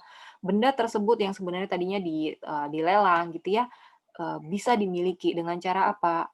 Nilainya sudah ditaksir, ditetapkan nilai barang, lalu kemudian dikeluarkan SK gratifikasi, ditetapkan benda itu sebagai benda gratifikasi, lalu kemudian kita menebusnya dengan membayar senilai uang tertentu. Jadi cara memperolehnya menjadi legal. Karena apa? Cara perolehannya dengan cara membeli atau mengganti kepada negara gitu ya. Nah, kalau sebelumnya cara perolehannya dengan cara apa? Pemberian secara ilegal ya. Ya dalam bentuk gratifikasi gitu. Ini nah terjadi itu tadi yang saya sudah sampaikan. Tidak semua pemberian gratifikasi pemberi gratifikasi dapat dikenakan sanksi ya, kecuali memenuhi unsur tidak pidana suap, yaitu tadi kalau memang ada unsur kontra prestasi dari situ, maka dia dikenakan sanksi pidana gitu ya. Oke, ini terkait unit pengendali gratifikasi. Ini teman-teman yang bisa teman-teman lakukan nanti kalau memang sudah bekerja. Jadi kalau memang terlalu repot ke KPK menginformasikan kepada unit pengendali gratifikasi. Nah, ini dikoordinasikan oleh Inspektorat Jenderal. Nah, ini tadi penerima gratifikasi menyampaikan kepada UPG, UPG menyampaikan ke KPK. Ada formulir yang harus diisi, lalu kemudian nanti barangnya akan diserahkan, kemudian ditetapkan. Nah, ditetapkan apakah kemudian akan menjadi milik negara, milik unit kerja, atau milik penerima tadi yang saya sampaikan. Nah, kalau memang itu menjadi haknya, akan diberikan kepada penerima. Nah, kalau memang benda itu memang jadi milik negara, kemudian nanti diproses. Nah, kalau memang dinilai benda tersebut secara manfaatnya bisa langsung digunakan oleh unit kerja, maka diberikan kepada unit kerja gitu ya. Kemudian ini mekanismenya. Nah, kepada pelapor tentunya akan diberikan perlindungan ya, perlindungan untuk dirahasiakan identitasnya. Untuk apa? Menjaga keamanan ya, keamanan diri yang bersangkutan dan juga keamanan dalam pekerjaannya seperti itu. Jadi itu dilindungi. Oke. Kemudian menjawab nggak apa-apa ya, saya langsung jawab pertanyaannya ya Mbak. Ntar dulu ya, tadi Mbak. Siapa yang tadi nanya? Ntar ya Mbak ya. Halo? Masih ada nggak ya? Ya, bentar ya. Sekalian saya jawab pertanyaan teman-teman yang kemarin ya. Jika ada pegawai yang... Oke, tadi udah dijawab. Jadi, apa yang harus dilakukan? Ya justru harusnya yang kayak begini harus dilaporin gitu ya. Karena yang kayak gini udah nggak boleh ada gitu ya. Memproses izin, memproses surat-surat hanya dengan syarat untuk dibayar, ya diberikan uang pelicin. Ini nggak boleh, udah nggak ada. Maka ini harusnya dilaporkan. Dilaporkan kemana? Ke atasan yang bersangkutan. Kalau nggak ada respon, kemana? Ke unit pengendali. Ya, di kepatuhan internal di unit kerja tersebut, gitu ya. Kemudian,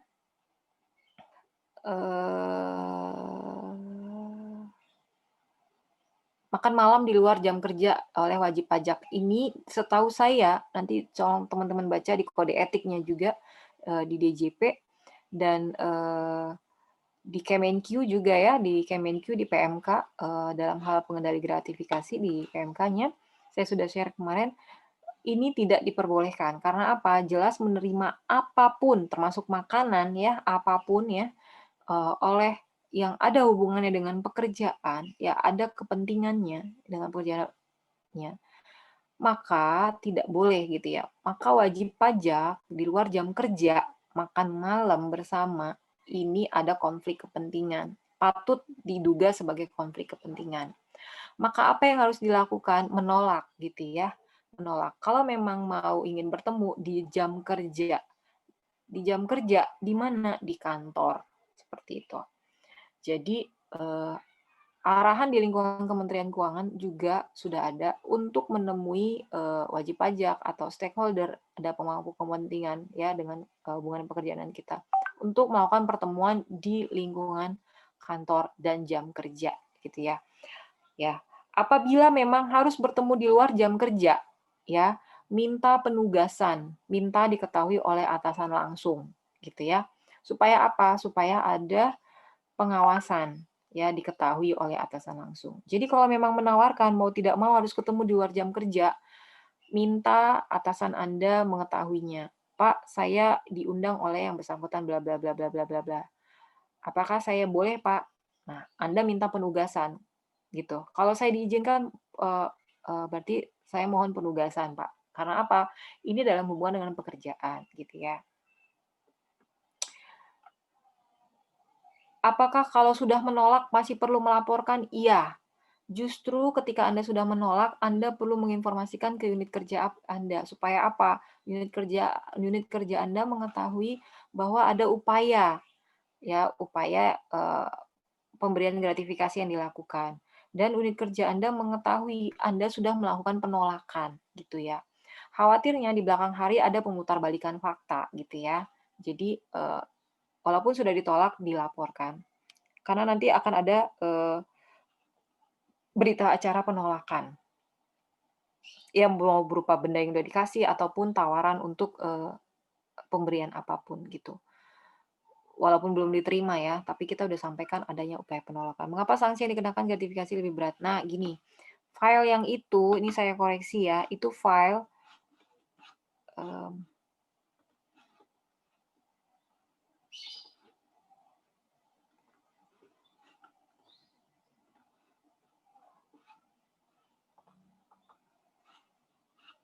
ya, itu file yang saya share.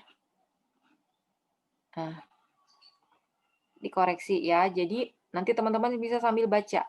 Di gratifikasi yang sebenarnya adalah nanti baca di pasal 11 ya. Ini untuk pemberian gratifikasi nanti dibaca di 11. Sanksinya 1 tahun sampai dengan 5 tahun. Nah, kalau suap itu sanksinya 4 sampai dengan 20 tahun. Jadi itu kebalik ya gitu. Bentar. Nggak mau sih.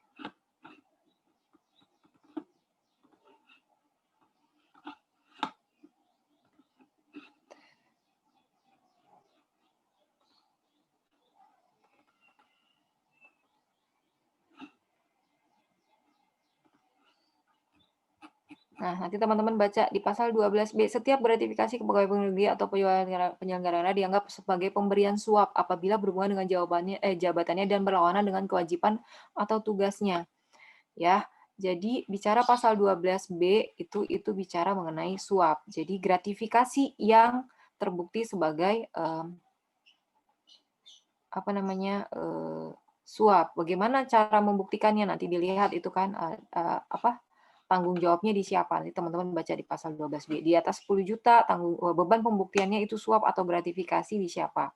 Nah, itu berarti bicara sebenarnya pasal suap gitu ya. Jadi itu kebalik.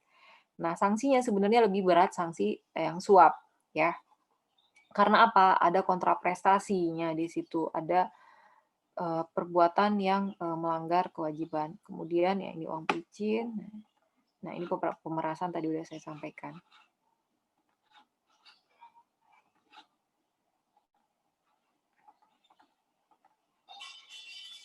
Jadi itu, kebalik ya Mbak, itu tadi slide-nya memang kebalik kemarin. Nah terus harusnya memang suap yang lebih berat. Kemudian jika ASN terpaksa menerima gratifikasi untuk keperluan jabatan karena diancam keselamatan keluarga. Nah apa yang bisa dilakukan? Kalau memang tidak ada kesempatan untuk menolak, diterima tapi dilaporkan. Ya, kalau dia bisa membuktikan ada ancaman untuk dia harus menerima, maka dia bisa membuktikan hal tersebut justru siapa yang mengancam dan seterusnya itu maka akan diberikan sanksi yang lebih berat ya kan. Nah, kalau memang gratifikasi itu mau nggak mau diterima ya kan, mau nggak mau diterima, yang dilakukan apa? Harusnya melaporkan dalam rentang waktu 30 hari itu tadi, wajib untuk dilaporkan. Kalau nggak dilaporkan, justru Anda dianggap sebagai menerima gratifikasi tersebut, gitu ya. Gitu. Maka lebih bagus, kalaupun disuruh harus nerima, kalaupun ada ancaman dan seterusnya, ya disampaikan secara diam-diam, gitu ya. Kemudian izin pertama bagaimana menolak gratifikasi dari orang terdekat. Nah, kalau menolak gratifikasi yang datangnya dari orang terdekat karena kayak susah ya gitu ya. Kalau memang sulit untuk menolak, diterima tapi dilaporkan kepada atasan langsung atau ke unit pengendali gratifikasi gitu. Jadi untuk menjaga perasaan ya udah diterima gitu ya kan, tapi Anda kasih tahu dulu gitu. Kalau ini sebenarnya tidak tepat gitu ya karena bla bla bla bla Anda jelaskan. Lalu kemudian misalnya tetap dikasih nih, nggak apa-apa ini bla bla bla bla bla bla bla bla gitu ya. Anda tetap nggak enak gitu ya. Anda tetap nggak enak karena apa? Bertentangan dengan ketentuan bla bla seterusnya. Anda tadi ngelihat yang proof it tadi itu ada beberapa hal yang nggak sesuai, nggak enak. Tapi ya udah dilaporkan kepada unit pengendali gratifikasi gitu. Yang Anda lakukan adalah menolkan itu dengan cara apa? Memberitahukan kepada atasan langsung atau UPG supaya apa? UPG atau tempat kerja Anda mengetahui kalau dari Anda sendiri tidak nyaman dengan pemberian itu gitu ya, dan Anda tidak menyimpan itu gitu, tidak mengambil manfaat dari situ. Jadi gitu. Jadi apa sih? Misalnya gini nih ya.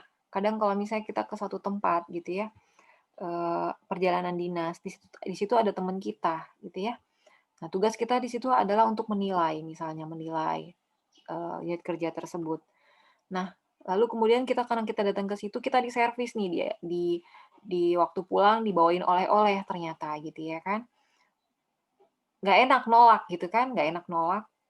Lalu kemudian karena juga kenal teman dan seterusnya gitu.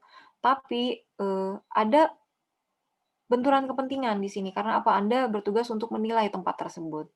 Nah, lalu kemudian yang Anda lakukan ketika kembali ke tempat kerja apa? Beritahukan kepada atasan Anda supaya apa? Ada orang lain yang mengetahui bahwa Anda menerima benda tersebut. Ya, khawatirnya ada orang yang mengetahui. Anda dilaporkan menerima gratifikasi. Padahal sebenarnya Anda sendiri nggak merasa nggak nyaman, bla bla bla seterusnya. Nah, Anda laporkan kepada atasan supaya apa? Kalau misalnya atasan bilang, oh iya ini masih dalam batas kewajiban Anda menerima bla bla bla sesuai dengan ketentuan nilainya bla segala macam. Artinya Anda sudah meminta orang lain untuk membantu mengawasi Anda. Sehingga ketika Anda membeli nilai 9 atau 10, nanti ada yang mengawasin kenapa dikasih 9? Apa karena kemarin dikasih X? Oh, nah, dikasih benda X gitu ya. Anda bisa merefleksi ke diri Anda. Oh iya, jangan-jangan iya ya, aku jadi nggak enak ngasih nilai 9 10 itu gara-gara ini gitu. Itu menjadi alarm untuk diri Anda gitu ya. Nah, jadi sebaiknya Anda memberitahukan kepada atasan gitu ya supaya ada orang yang mengetahui. Nah, sehingga kita tetap bisa bersikap subjektif dalam kondisi tersebut. Kalau memang kondisinya adalah seperti itu. Kemudian, misal BUMN bidang transport bekerjasama dengan perjalanan BUMN memberi insentif. Selama insentif atau bonus tersebut ada dasar hukumnya, ada dasarnya gitu, maka itu adalah legal. Tapi ketika insentif tersebut itu tidak ada dasarnya, maka patut diduga ada apa namanya patut diduga sebagai gratifikasi gitu ya. Kemudian oh ya, hampers di hari raya ya, ini memang hal yang sering terjadi dan sangat sensitif gitu ya. Hampers kadang orang ngasih hampers bisa jadi karena rasa senang, rasa bahagianya gitu ya. Tapi akan berbeda ketika terjadi dengan penyelenggara negara dan pegawai negeri gitu ya. Gitu. Apalagi yang memberikan ada hubungannya pekerjaannya, ada hubungannya baik rekan kerja, nah ataupun rekan apa namanya stakeholder-nya gitu ya. Jadi memang ini sangat sensitif gitu. Walaupun memang kalau dilihat nilainya hanya cuma berapa gitu ya, tapi ini sangat sensitif gitu. Sehingga ada arahan memang untuk di instansi-instansi untuk tidak menerima hampers di masa-masa hari raya gitu ya, gitu. Untuk memberikan rasa tenang gitu ya. Cuman sulit juga ya, karena kan ini hari raya gitu. Kadang-kadang orang kan pengen memberikan say thanks ke orang lain gitu, sehingga ya itu dilihatlah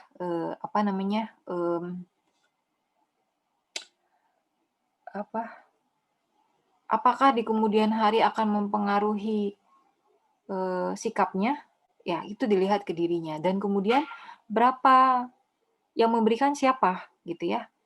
Ada jelas-jelas punya kepentingan nggak, dan berapa nilainya gitu ya. Kalau memang dari rekan kerja, yaitu tadi 300.000, berarti di bawah 300.000 kira-kira nih. Oke, ya nggak apa-apa saya terima. Tapi memberikan rasa aman, Anda laporkan ke atasan. Ini Pak, kemarin saya dapat hampers, ini dari si ini gitu ya. Itu memberikan rasa tenang. Nah, kalau memang tidak enak untuk menolak gitu ya. Nah, kadang kan seperti itu. Tapi untuk memberikan sikap netral ya, untuk kejelasan untuk berbagai pihak, sebaiknya langsung menyatakan menolak gitu kan. Saya, Pak minta alamat dong, mau apa? Saya mau kirim hampers acara lebaran gitu ya. Oh tidak, terima kasih. Langsung seperti itu aja gitu, daripada ngasih harapan ya kan. Tapi kalau memang tidak ada kesempatan untuk menolak, artinya tahu-tahu udah datang gitu ya. Ya kalau memang masih memungkinkan untuk ditolak, ditolak. Tapi kalau memang untuk menjaga perasaan gitu ya, laporkan ke unit pengendali gratifikasi gitu, atau ke atasan langsung. Kalau memang dirasa ke KPK gitu terlalu repot gitu ya gitu. Kalau aduh hampers doang ke KPK gitu ya, ya ke unit pengendali gratifikasinya.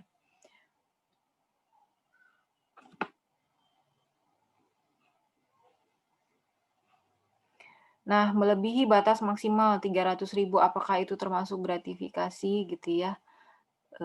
Kalau memang apa ya, ya kayak gini nih agak susah ya memang ya, karena apa?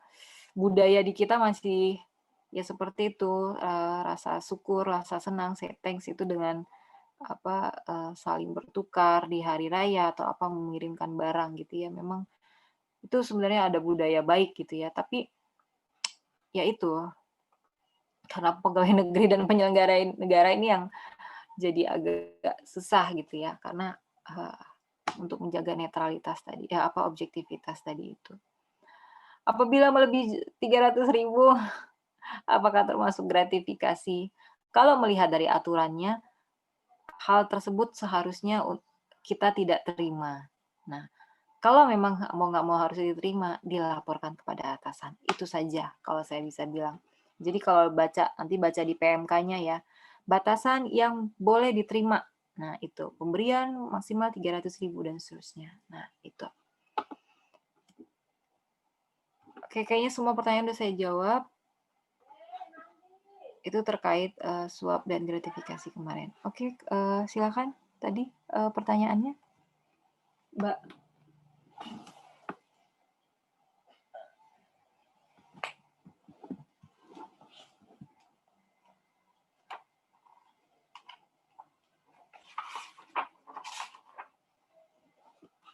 Silakan, Mbak Melia tadi mau menjawab pertanyaan. Ya Bu, siap. Terima kasih Bu. Terima kasih. Baik, Nabila, tadi pertanyaannya, misal nih waktu kita perjalanan dinas, terus rekan kita seangkatan kita, nih kita lihat dengan mata kepala kita, kayak ngambil sisa uang perjadin gitu ya, Nap, pertanyaannya. Nah, bayangin aja Nap, kita udah kerja nih, terus suatu hari kita sama rekan kerja kita lagi perjadin dan pulangnya tuh masih sisa nih duitnya. Menurut kelompok kami tadi, lebih baik karena kita kan teman ya, jadi tanyain dulu apakah memang ada masalah kok sampai merugikan keuangan negara kayak gitu. Kalau misalnya emang dia dari karakternya tuh emang nggak ada masalah dan baik-baik aja, nah tugas kita ya menegakkan kejujuran, menegakkan integritas, lapor ke atasan, lapor ke unit yang memang ditujukan untuk mengatasi hal seperti ini di kantor kita, Nap. Gitu, Nap. Setuju nggak, Nap? Oke, Mel, makasih. Setuju. Siap. Balik lagi tergantung konteksnya juga kali ya, terus lihat aturannya gitu ya. Bener banget. Oke, sip. Makasih Melia, makasih kelompok juga. Sama-sama, terima kasih kembali. Apakah Bu Lisa ada tambahan, Bu? Kira-kira jawabannya kurang tepat atau gimana, Bu? Udah, apa tadi sederhananya pertanyaannya? Lupa jadinya. Gimana? Kalau ada rekan kita, seangkatan kita nih, Bu, ada uang perjadin yang masih sisa dan diambil kayak gitu, harus gimana, Bu, kita? Uang perjadin yang sisa? Ya, kayak ngorupsi uang perjalanan dinas gitu, Bu. Oh, kan kalau sekarang perjalanan dinas kan semua harus ada, kan memang ada batasannya ya. Jadi nggak lamsam lagi ya. Kalau zaman dulu kan lamsam gitu ya. Sekarang by sesuai dengan pengeluaran gitu ya. Semua sesuai dengan pengeluaran. Jadi kalau memang kayak misalnya kalau memang sisa kalau memang sisanya gimana nih? Kalau memang kan uang transport ada memang dikasih sekian gitu. Jadi kalaupun kita pakai uang transport, kalau uang transport kan sesuai dengan pengeluaran gitu ya. Atau kalau memang makanya ini kalau sisanya maksudnya gimana nih? Sisanya karena sekarang semua udah sesuai dengan pengeluaran kan gitu ya. Jadi yang pengeluaran itu yang dibayar gitu. Jadi nggak kayak dulu. Kalau kayak dulu modelnya lamsam. Nah, tapi kalaupun memang ada yang sisa, ini kalau memang itu masih dalam ketentuan, artinya gini, kayak uang transport 200.000 gitu kan, 200.000 di daerah tersebut 200.000. Terus kemudian bentar ya. Saya sambil ngisi portal, takut lupa nanti. Nah, lalu kemudian mana tadi? Sebentar. Takut lewat waktunya.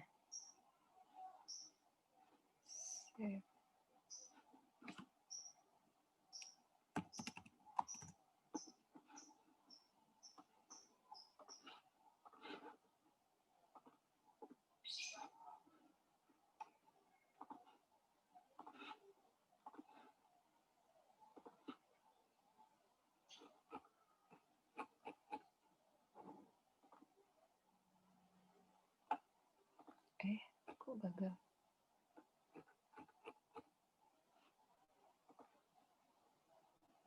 Nah, oke, sudah. Nah, kalau memang masih dalam sesuai dengan ketentuan, jadi gini, kayak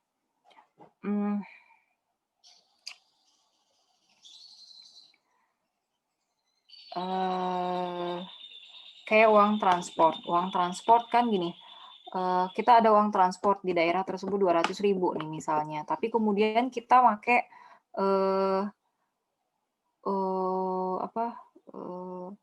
mobil kantor, dijemput pakai mobil kantor di kota tersebut gitu ya. Jadi uang transport kita kan nggak kepake tuh kan. Maka sebenarnya kita adalah mengembalikan 200.000 itu. Maka kita nggak perlu klaim 200.000 gitu. Kalau memang udah dikasih di awal 200.000 itu kita kembalikan. Tapi kalau memang belum dikasih di awal, nanti dikasih pas pulang, maka kita nggak perlu klaim. Karena apa? Kita tidak menggunakan biaya transport itu. Yang sebenarnya kan seperti itu. Jadi kalau ternyata ada sisa seperti itu, kewajiban kita adalah mengembalikan, ya, karena memang tidak digunakan sesuai dengan seharusnya gitu. Tapi kalau kayak apa aja sih komponennya? Uang akomodasi, transport, uang harian, uang makan, udah termasuk. Nah, jadi kalau dengan mekanisme yang sekarang, saya bilang sih sebenarnya nggak ada istilah sisa lagi ya, karena sekarang dibayarnya itu sesuai dengan pengeluaran gitu. Modelnya di belakang. Tapi kalau memang dikasihnya di awal, memang kalau dikasih di awal dan ternyata tidak dimanfaatkan, ya harusnya dikembalikan. Gitu. Itu ya kali ya. Terima kasih banyak, Bu. Ya, terima kasih. Oke, ada lagi yang bertanya? Ada yang saya izin bertanya buat kelompok 3 boleh? Maaf ya, agak lebih waktu dikit mungkin jadinya. Nah, jadi saya mau tanya. Tadi kan kelompok 3 udah jelasin nilai-nilai anti korupsi ya, yang ada 9 itu dari kejujuran sampai keadilan. Terus tadi udah juga jelasin dan ceritain beberapa cerita keteladanan tokoh-tokoh nih, mulai dari Pak Agus Salim, Ki Hajar Dewantara, sampai Pak Widodo Budidarmo. Nah, pertanyaan aku, untuk teman-teman dari kelompok 3 sendiri, sebagai calon-calon ASN, apakah udah nerapin nilai-nilai anti korupsi? Kalau udah, boleh ceritain nggak gimana sikap anti korupsi teman-teman yang mungkin bisa jadi contoh buat kami ke depannya. Itu aja, makasih. Baik, Yula. Terima kasih atas pertanyaannya. Berarti ini ngomongin Jupe mandi tang terkebedil ya. Jujur nih, kalau ini izin jawab, nanti teman-teman bisa nambahin juga kelompok Melia Magic. Kalau jujur, pasti kita udah terbiasa jujur ya, kayak waktu ujian kita nggak boleh nyontek. Kalau kalian mengurus organisasi, pasti waktu buat laporan keuangan itu harus benar-benar transparan, akuntabel, karena harus ada bukti-buktinya. Jadi itu yang aku lakuin waktu mengurus organisasi di Teater Alir. Terus jujurnya ini, jujur tuh jujur dalam perkataan, perbuatan, dalam hati. Tapi kadang kita pasti ada godaan sendiri ya, ada bohong demi kebaikan dan sebagainya gitu. Mungkin teman Melia ada yang mau nambahin, Sandika?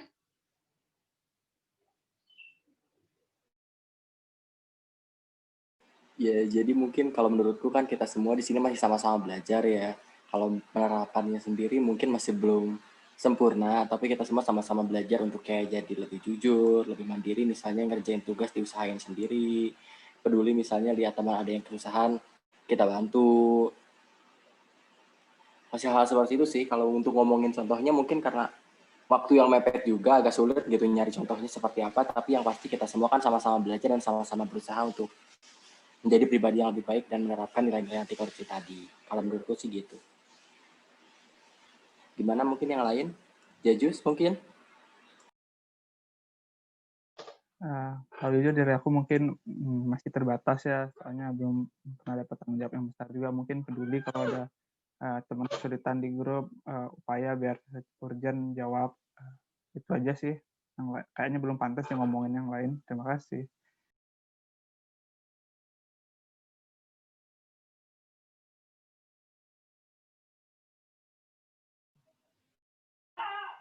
Dari Iqbal, mau nambahi Iqbal?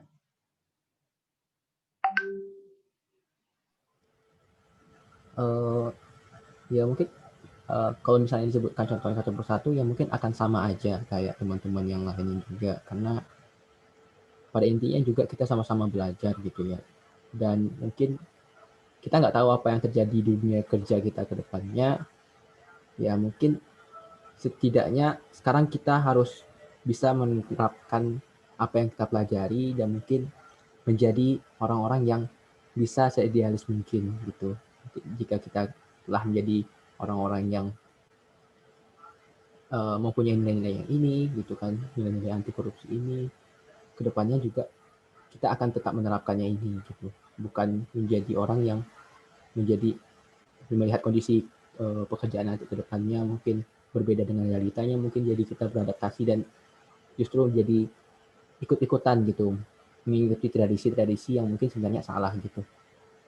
Jadi ya karena kita sama-sama belajar sih intinya.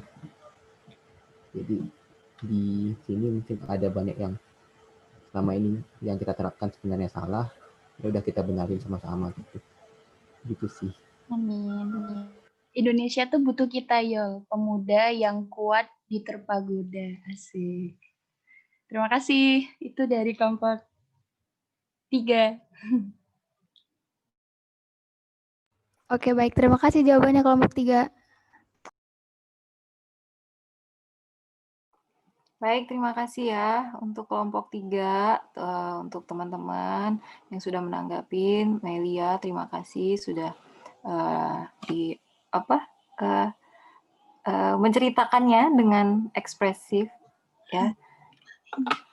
Nanti sekali-sekali kita undang ya untuk kadang kita dari penyuluh anti korupsi itu kadang pengen itu kayak ke sekolah-sekolahan gitu ya.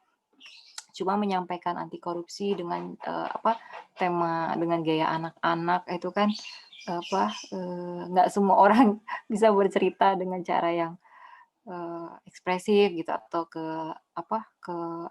kelas-kelas tertentu atau ke golongan masyarakat tertentu gitu ya. Jadi caranya beda-beda gitu ya. Nah, nanti mungkin teman-teman kan di stand itu juga ada ya kegiatan yang speak ya, yang korupsi itu ya. Jadi mungkin teman-teman bisa terlibat gitu ya. Kita dari penyuluh korupsi juga kan kadang pengen join ya sama speak gitu ya, untuk masuk ke berbagai lapisan gitu, termasuk selain mahasiswa juga anak-anak gitu ya, anak sekolahan gitu. Tapi nantilah. Nah, terima kasih. Jadi kalau misalnya kita mendengar tadi itu ya, ada beberapa nilai-nilai anti korupsi yang sebenarnya kita udah banyak tahu lah ya, kita udah sering dengar gitu kan, udah ini sesuatu hal ya, kita udah tahu yang namanya kejujuran, disiplin, terus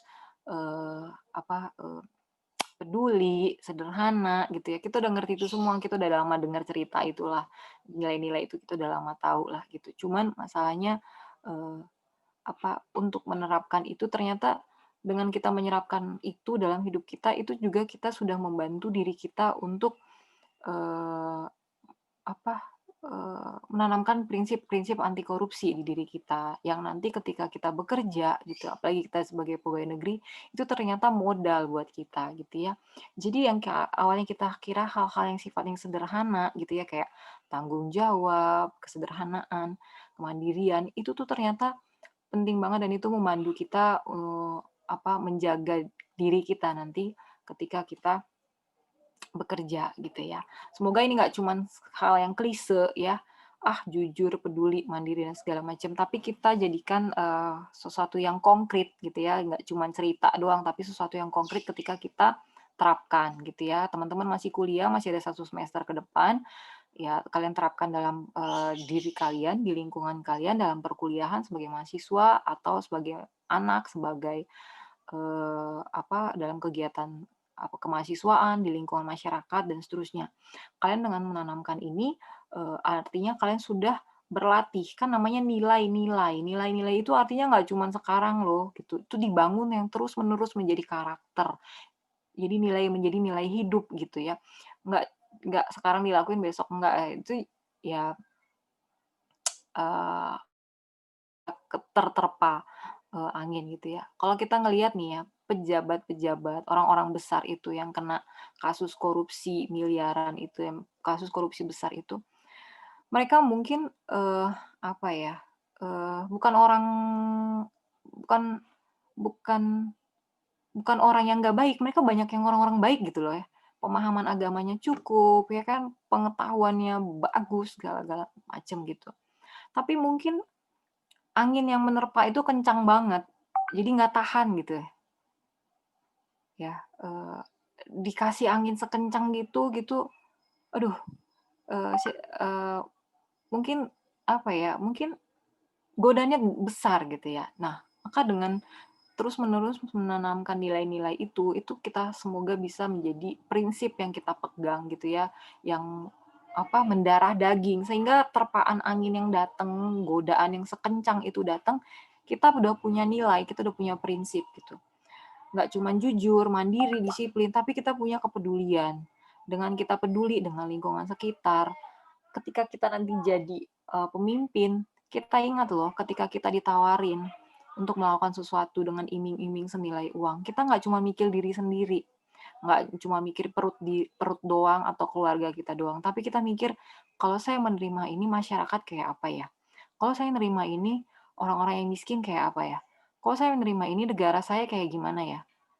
Jadi dengan peduli yang kita kira sederhana itu ternyata berdampak besar. Nah, jangan kita kira bicara kepedulian itu tuh cuma bicara sesuatu hal yang kecil gitu ya, tapi itu bisa menjadi dampak yang besar. Karena kalau kita nggak punya kepedulian, kita mati rasa, nah itu kita bisa menjadi koruptor. Kenapa? Kita cuma mikirin diri kita sendiri, kita nggak peduli sama orang lain gitu ya. Yang penting saya. Nah gitu, salah satunya. Di samping yang lain, ada hidup kesederhanaan gitu ya, dengan kita sederhana, kita mencukupkan ya apa yang ada pada kita. Kalau kita bilang tuh mereka menteri, pejabat BUMN, itu kurang berapa sih? Gajinya gede loh ya, ratusan juta. Fasilitasnya nggak kurang ya gitu. Tapi kok nggak cukup? Karena apa? Gaya hidup yang nggak cukup gitu ya kan. Kesederhanaan yang nggak ada gitu. Karena apa? Ternyata pengen lebih dan lebih. Ya mau dikasih segede apapun gajinya ya gitu. Kayak kemarin tuh suami saya cerita, kebetulan di DJA dia cerita, nih loh, DPRD minta supaya apa? Mobilnya itu bukan cuma mobil dinas, tapi menjadi mobil milik sendiri. Coba, kondisi negara lagi kondisi kayak gini, kok dilalah mau berpikir untuk supaya dapat mobil pribadi, bukan mobil dinas gitu ya. Dan beberapa pejabat yang sudah dapat gaji besar tetap masih pengen naik gaji lagi seterusnya. Ini kan berarti kita pertama udah tipis nilai kepedulian yang kondisi negara lagi kayak begini. Kedua, hidup sederhananya yang dipertanyakan gitu ya. Nah yang kayak gini. Nah semoga yang kita pahami sekarang ini ada beberapa nilai itu nggak cuma kayak dongeng ya kan. Ini kita kuliah PAK, semoga bukan cuman kayak mendengar dongeng gitu. Karena apa? Mereka yang tadi udah disampaikan sama teman-teman, ada Pak Hugeng, ada Pak Hatta, ada Pak Hamengkubuwono, kemudian siapa lagi tadi, jaksa Agung. Jadi semua itu contoh yang mereka sudah tunjukkan lebih awal gitu ya. Dan itu bukan cuma sejarah gitu ya. Itu tuh beneran kejadian gitu. Artinya nilai-nilai itu mereka tetap mereka lakukan gitu untuk ke dirinya, nggak standar ganda kelihatan depan orang doang, tapi mereka terapkan untuk dirinya dan orang terdekatnya, istrinya loh ya, anaknya loh ya, anaknya bahkan dibawa ke pengadilan gitu ya. Dia tahu gitu kalau aturan itu harus dijalankan untuk semua orang. Dia tahu kalau menjaga kerahasiaan itu harus dilakukan pada semua orang, termasuk juga ke istrinya. Dia nggak menguntungkan diri sendiri gitu ya, untuk kondisi seperti itu. Jadi, yang mungkin mereka lakukan saat itu, mereka nggak berpikir gitu ya, mungkin ya, mereka waktu itu hanya memikirkan untuk melakukan untuk yang saat ini, saya mau menjaga integritas.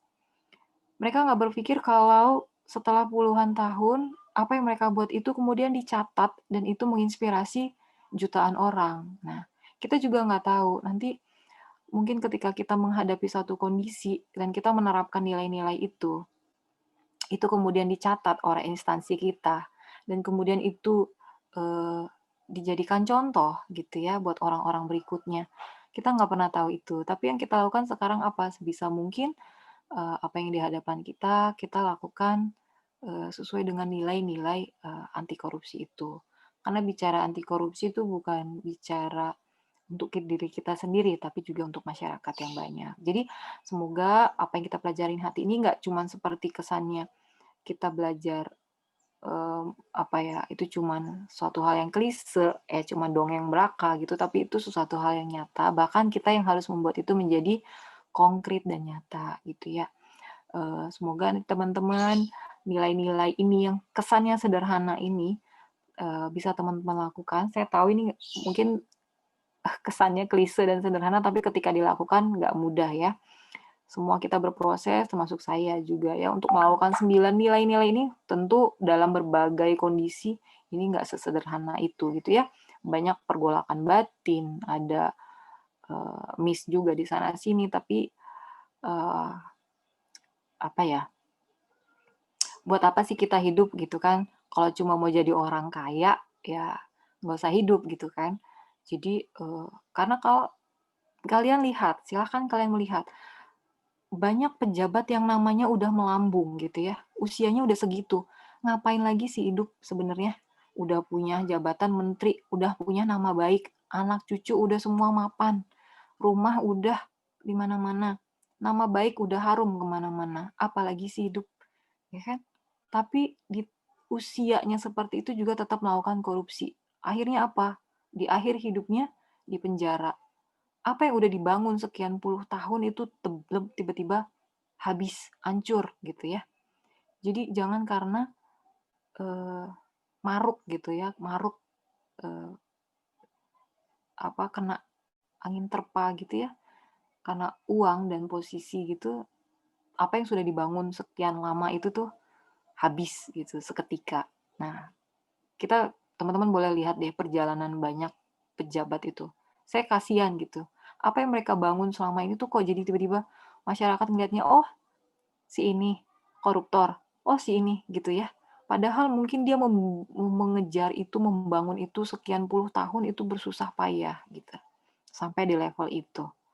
Akhirnya negara mempercayakan dia atas jabatan itu. Tapi kemudian dia di level itu, dia menjadi koruptor seketika itu semua habis gitu.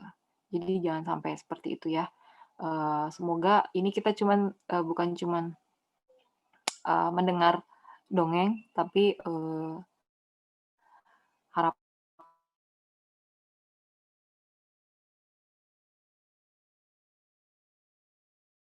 kita nilai-nilai ini gimana pun kalian gitu ya, usahakan yang terbaik gitu ya. Kalian ingat lingkungan kalian, punya kepedulian.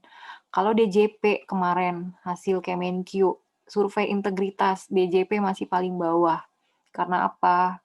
Ya memang ini rawan lahan yang basah ya di DJP ya, masih banyak lubang-lubangnya, masih banyak pengaduan banyak lah gitu ya. Jadi Semoga nanti kalian memberikan warna harapan baru, bukan nggak mungkin DJP nanti survei integritas di nomor 1. Masyarakat kalau dengar DJP, oh ini nih instansi yang memberikan pendapatan bagi negara. Ini nih instansi yang memakmurkan, ngumpulin duit buat negara, buat jadi jalan, buat jadi bangunan. Ini nih, makasih nih buat pegawai DJP. Jadi ketika masyarakat dengar pegawai DJP bukan, oh ini pegawai Kemenq yang duitnya banyak. Oh ini pegawai Kemenq yang baru 5 tahun tapi udah punya bla bla bla bla. Oh ini pegawai Kemenq yang ketahuan banyak korupsi. Nah gitu, nggak begitu. Jadi semoga kalian bisa memberikan warna yang baru, yang beda. Jadi ketika kalian datang menjadi pegawai, ini pegawai-pegawai baru ini nunjukin gitu ya integritas sikap kalian kayak apa. Sehingga pegawai-pegawai yang tua, yang lama-lama tuh merasa malu gitu. Jadi yakin ya gitu bicara membasmi korupsi, membawa kebaikan di negara ini bukan cuman mimpi-mimpi gitu, tapi teman-teman bisa memberikan warna. Bersyukur kalian lulus kuliah tuh bisa jadi PNS. Ya. Berarti kalian punya peran langsung gitu ya. Banyak lulusan perguruan tinggi yang lain dia masih bingung mau kerja kemana. Nah kalian masih langsung punya kontribusi loh dibuat negara, udah jelas-jelas banget gitu ya. Jadi itu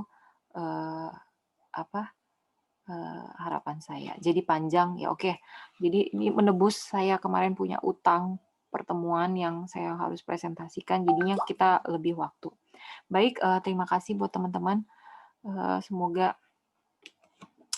semakin hari kita semakin sehat, semakin baik. Saya juga bersyukur ini kondisi saya semakin hari semakin sehat. Semoga teman-teman juga dimanapun semua dalam keadaan sehat. Kita jumpa lagi minggu depan untuk pertemuan yang terakhir ya sebelum UAS. Jadi tadi saya udah nyampaikan itu ada modul yang teman-teman saya lupa, saya harusnya ngasih itu di awal kemarin sebelum setelah UTS gitu ya. Jadi ini nanti dikumpulkan nanti saja setelah UAS selesai gitu ya. Jadi nanti kalian kerjakan dalam beberapa waktu ini, beberapa minggu ini nanti dikumpulkan di Google Class itu nanti setelah ujian selesai aja gitu ya. Silakan kalian buat sekreatifnya kalian. Dengan caranya kalian, dengan gayanya kalian, nanti simpan sendiri, tapi soft copy-nya juga dikasih ke saya. Itu nanti kalian simpan, jadi kayak pengingat buat kalian nanti nih, ketika nanti kalian jadi pejabat, nanti kalian bisa buka-buka itu, gue pernah nulisin ini, gitu. Saya pernah nulis ini nih, ini komitmen untuk diri saya sendiri. Gitu ya. Baik, selamat sore, terima kasih buat teman-teman. Mohon maaf ini waktunya jadi lama, mundur.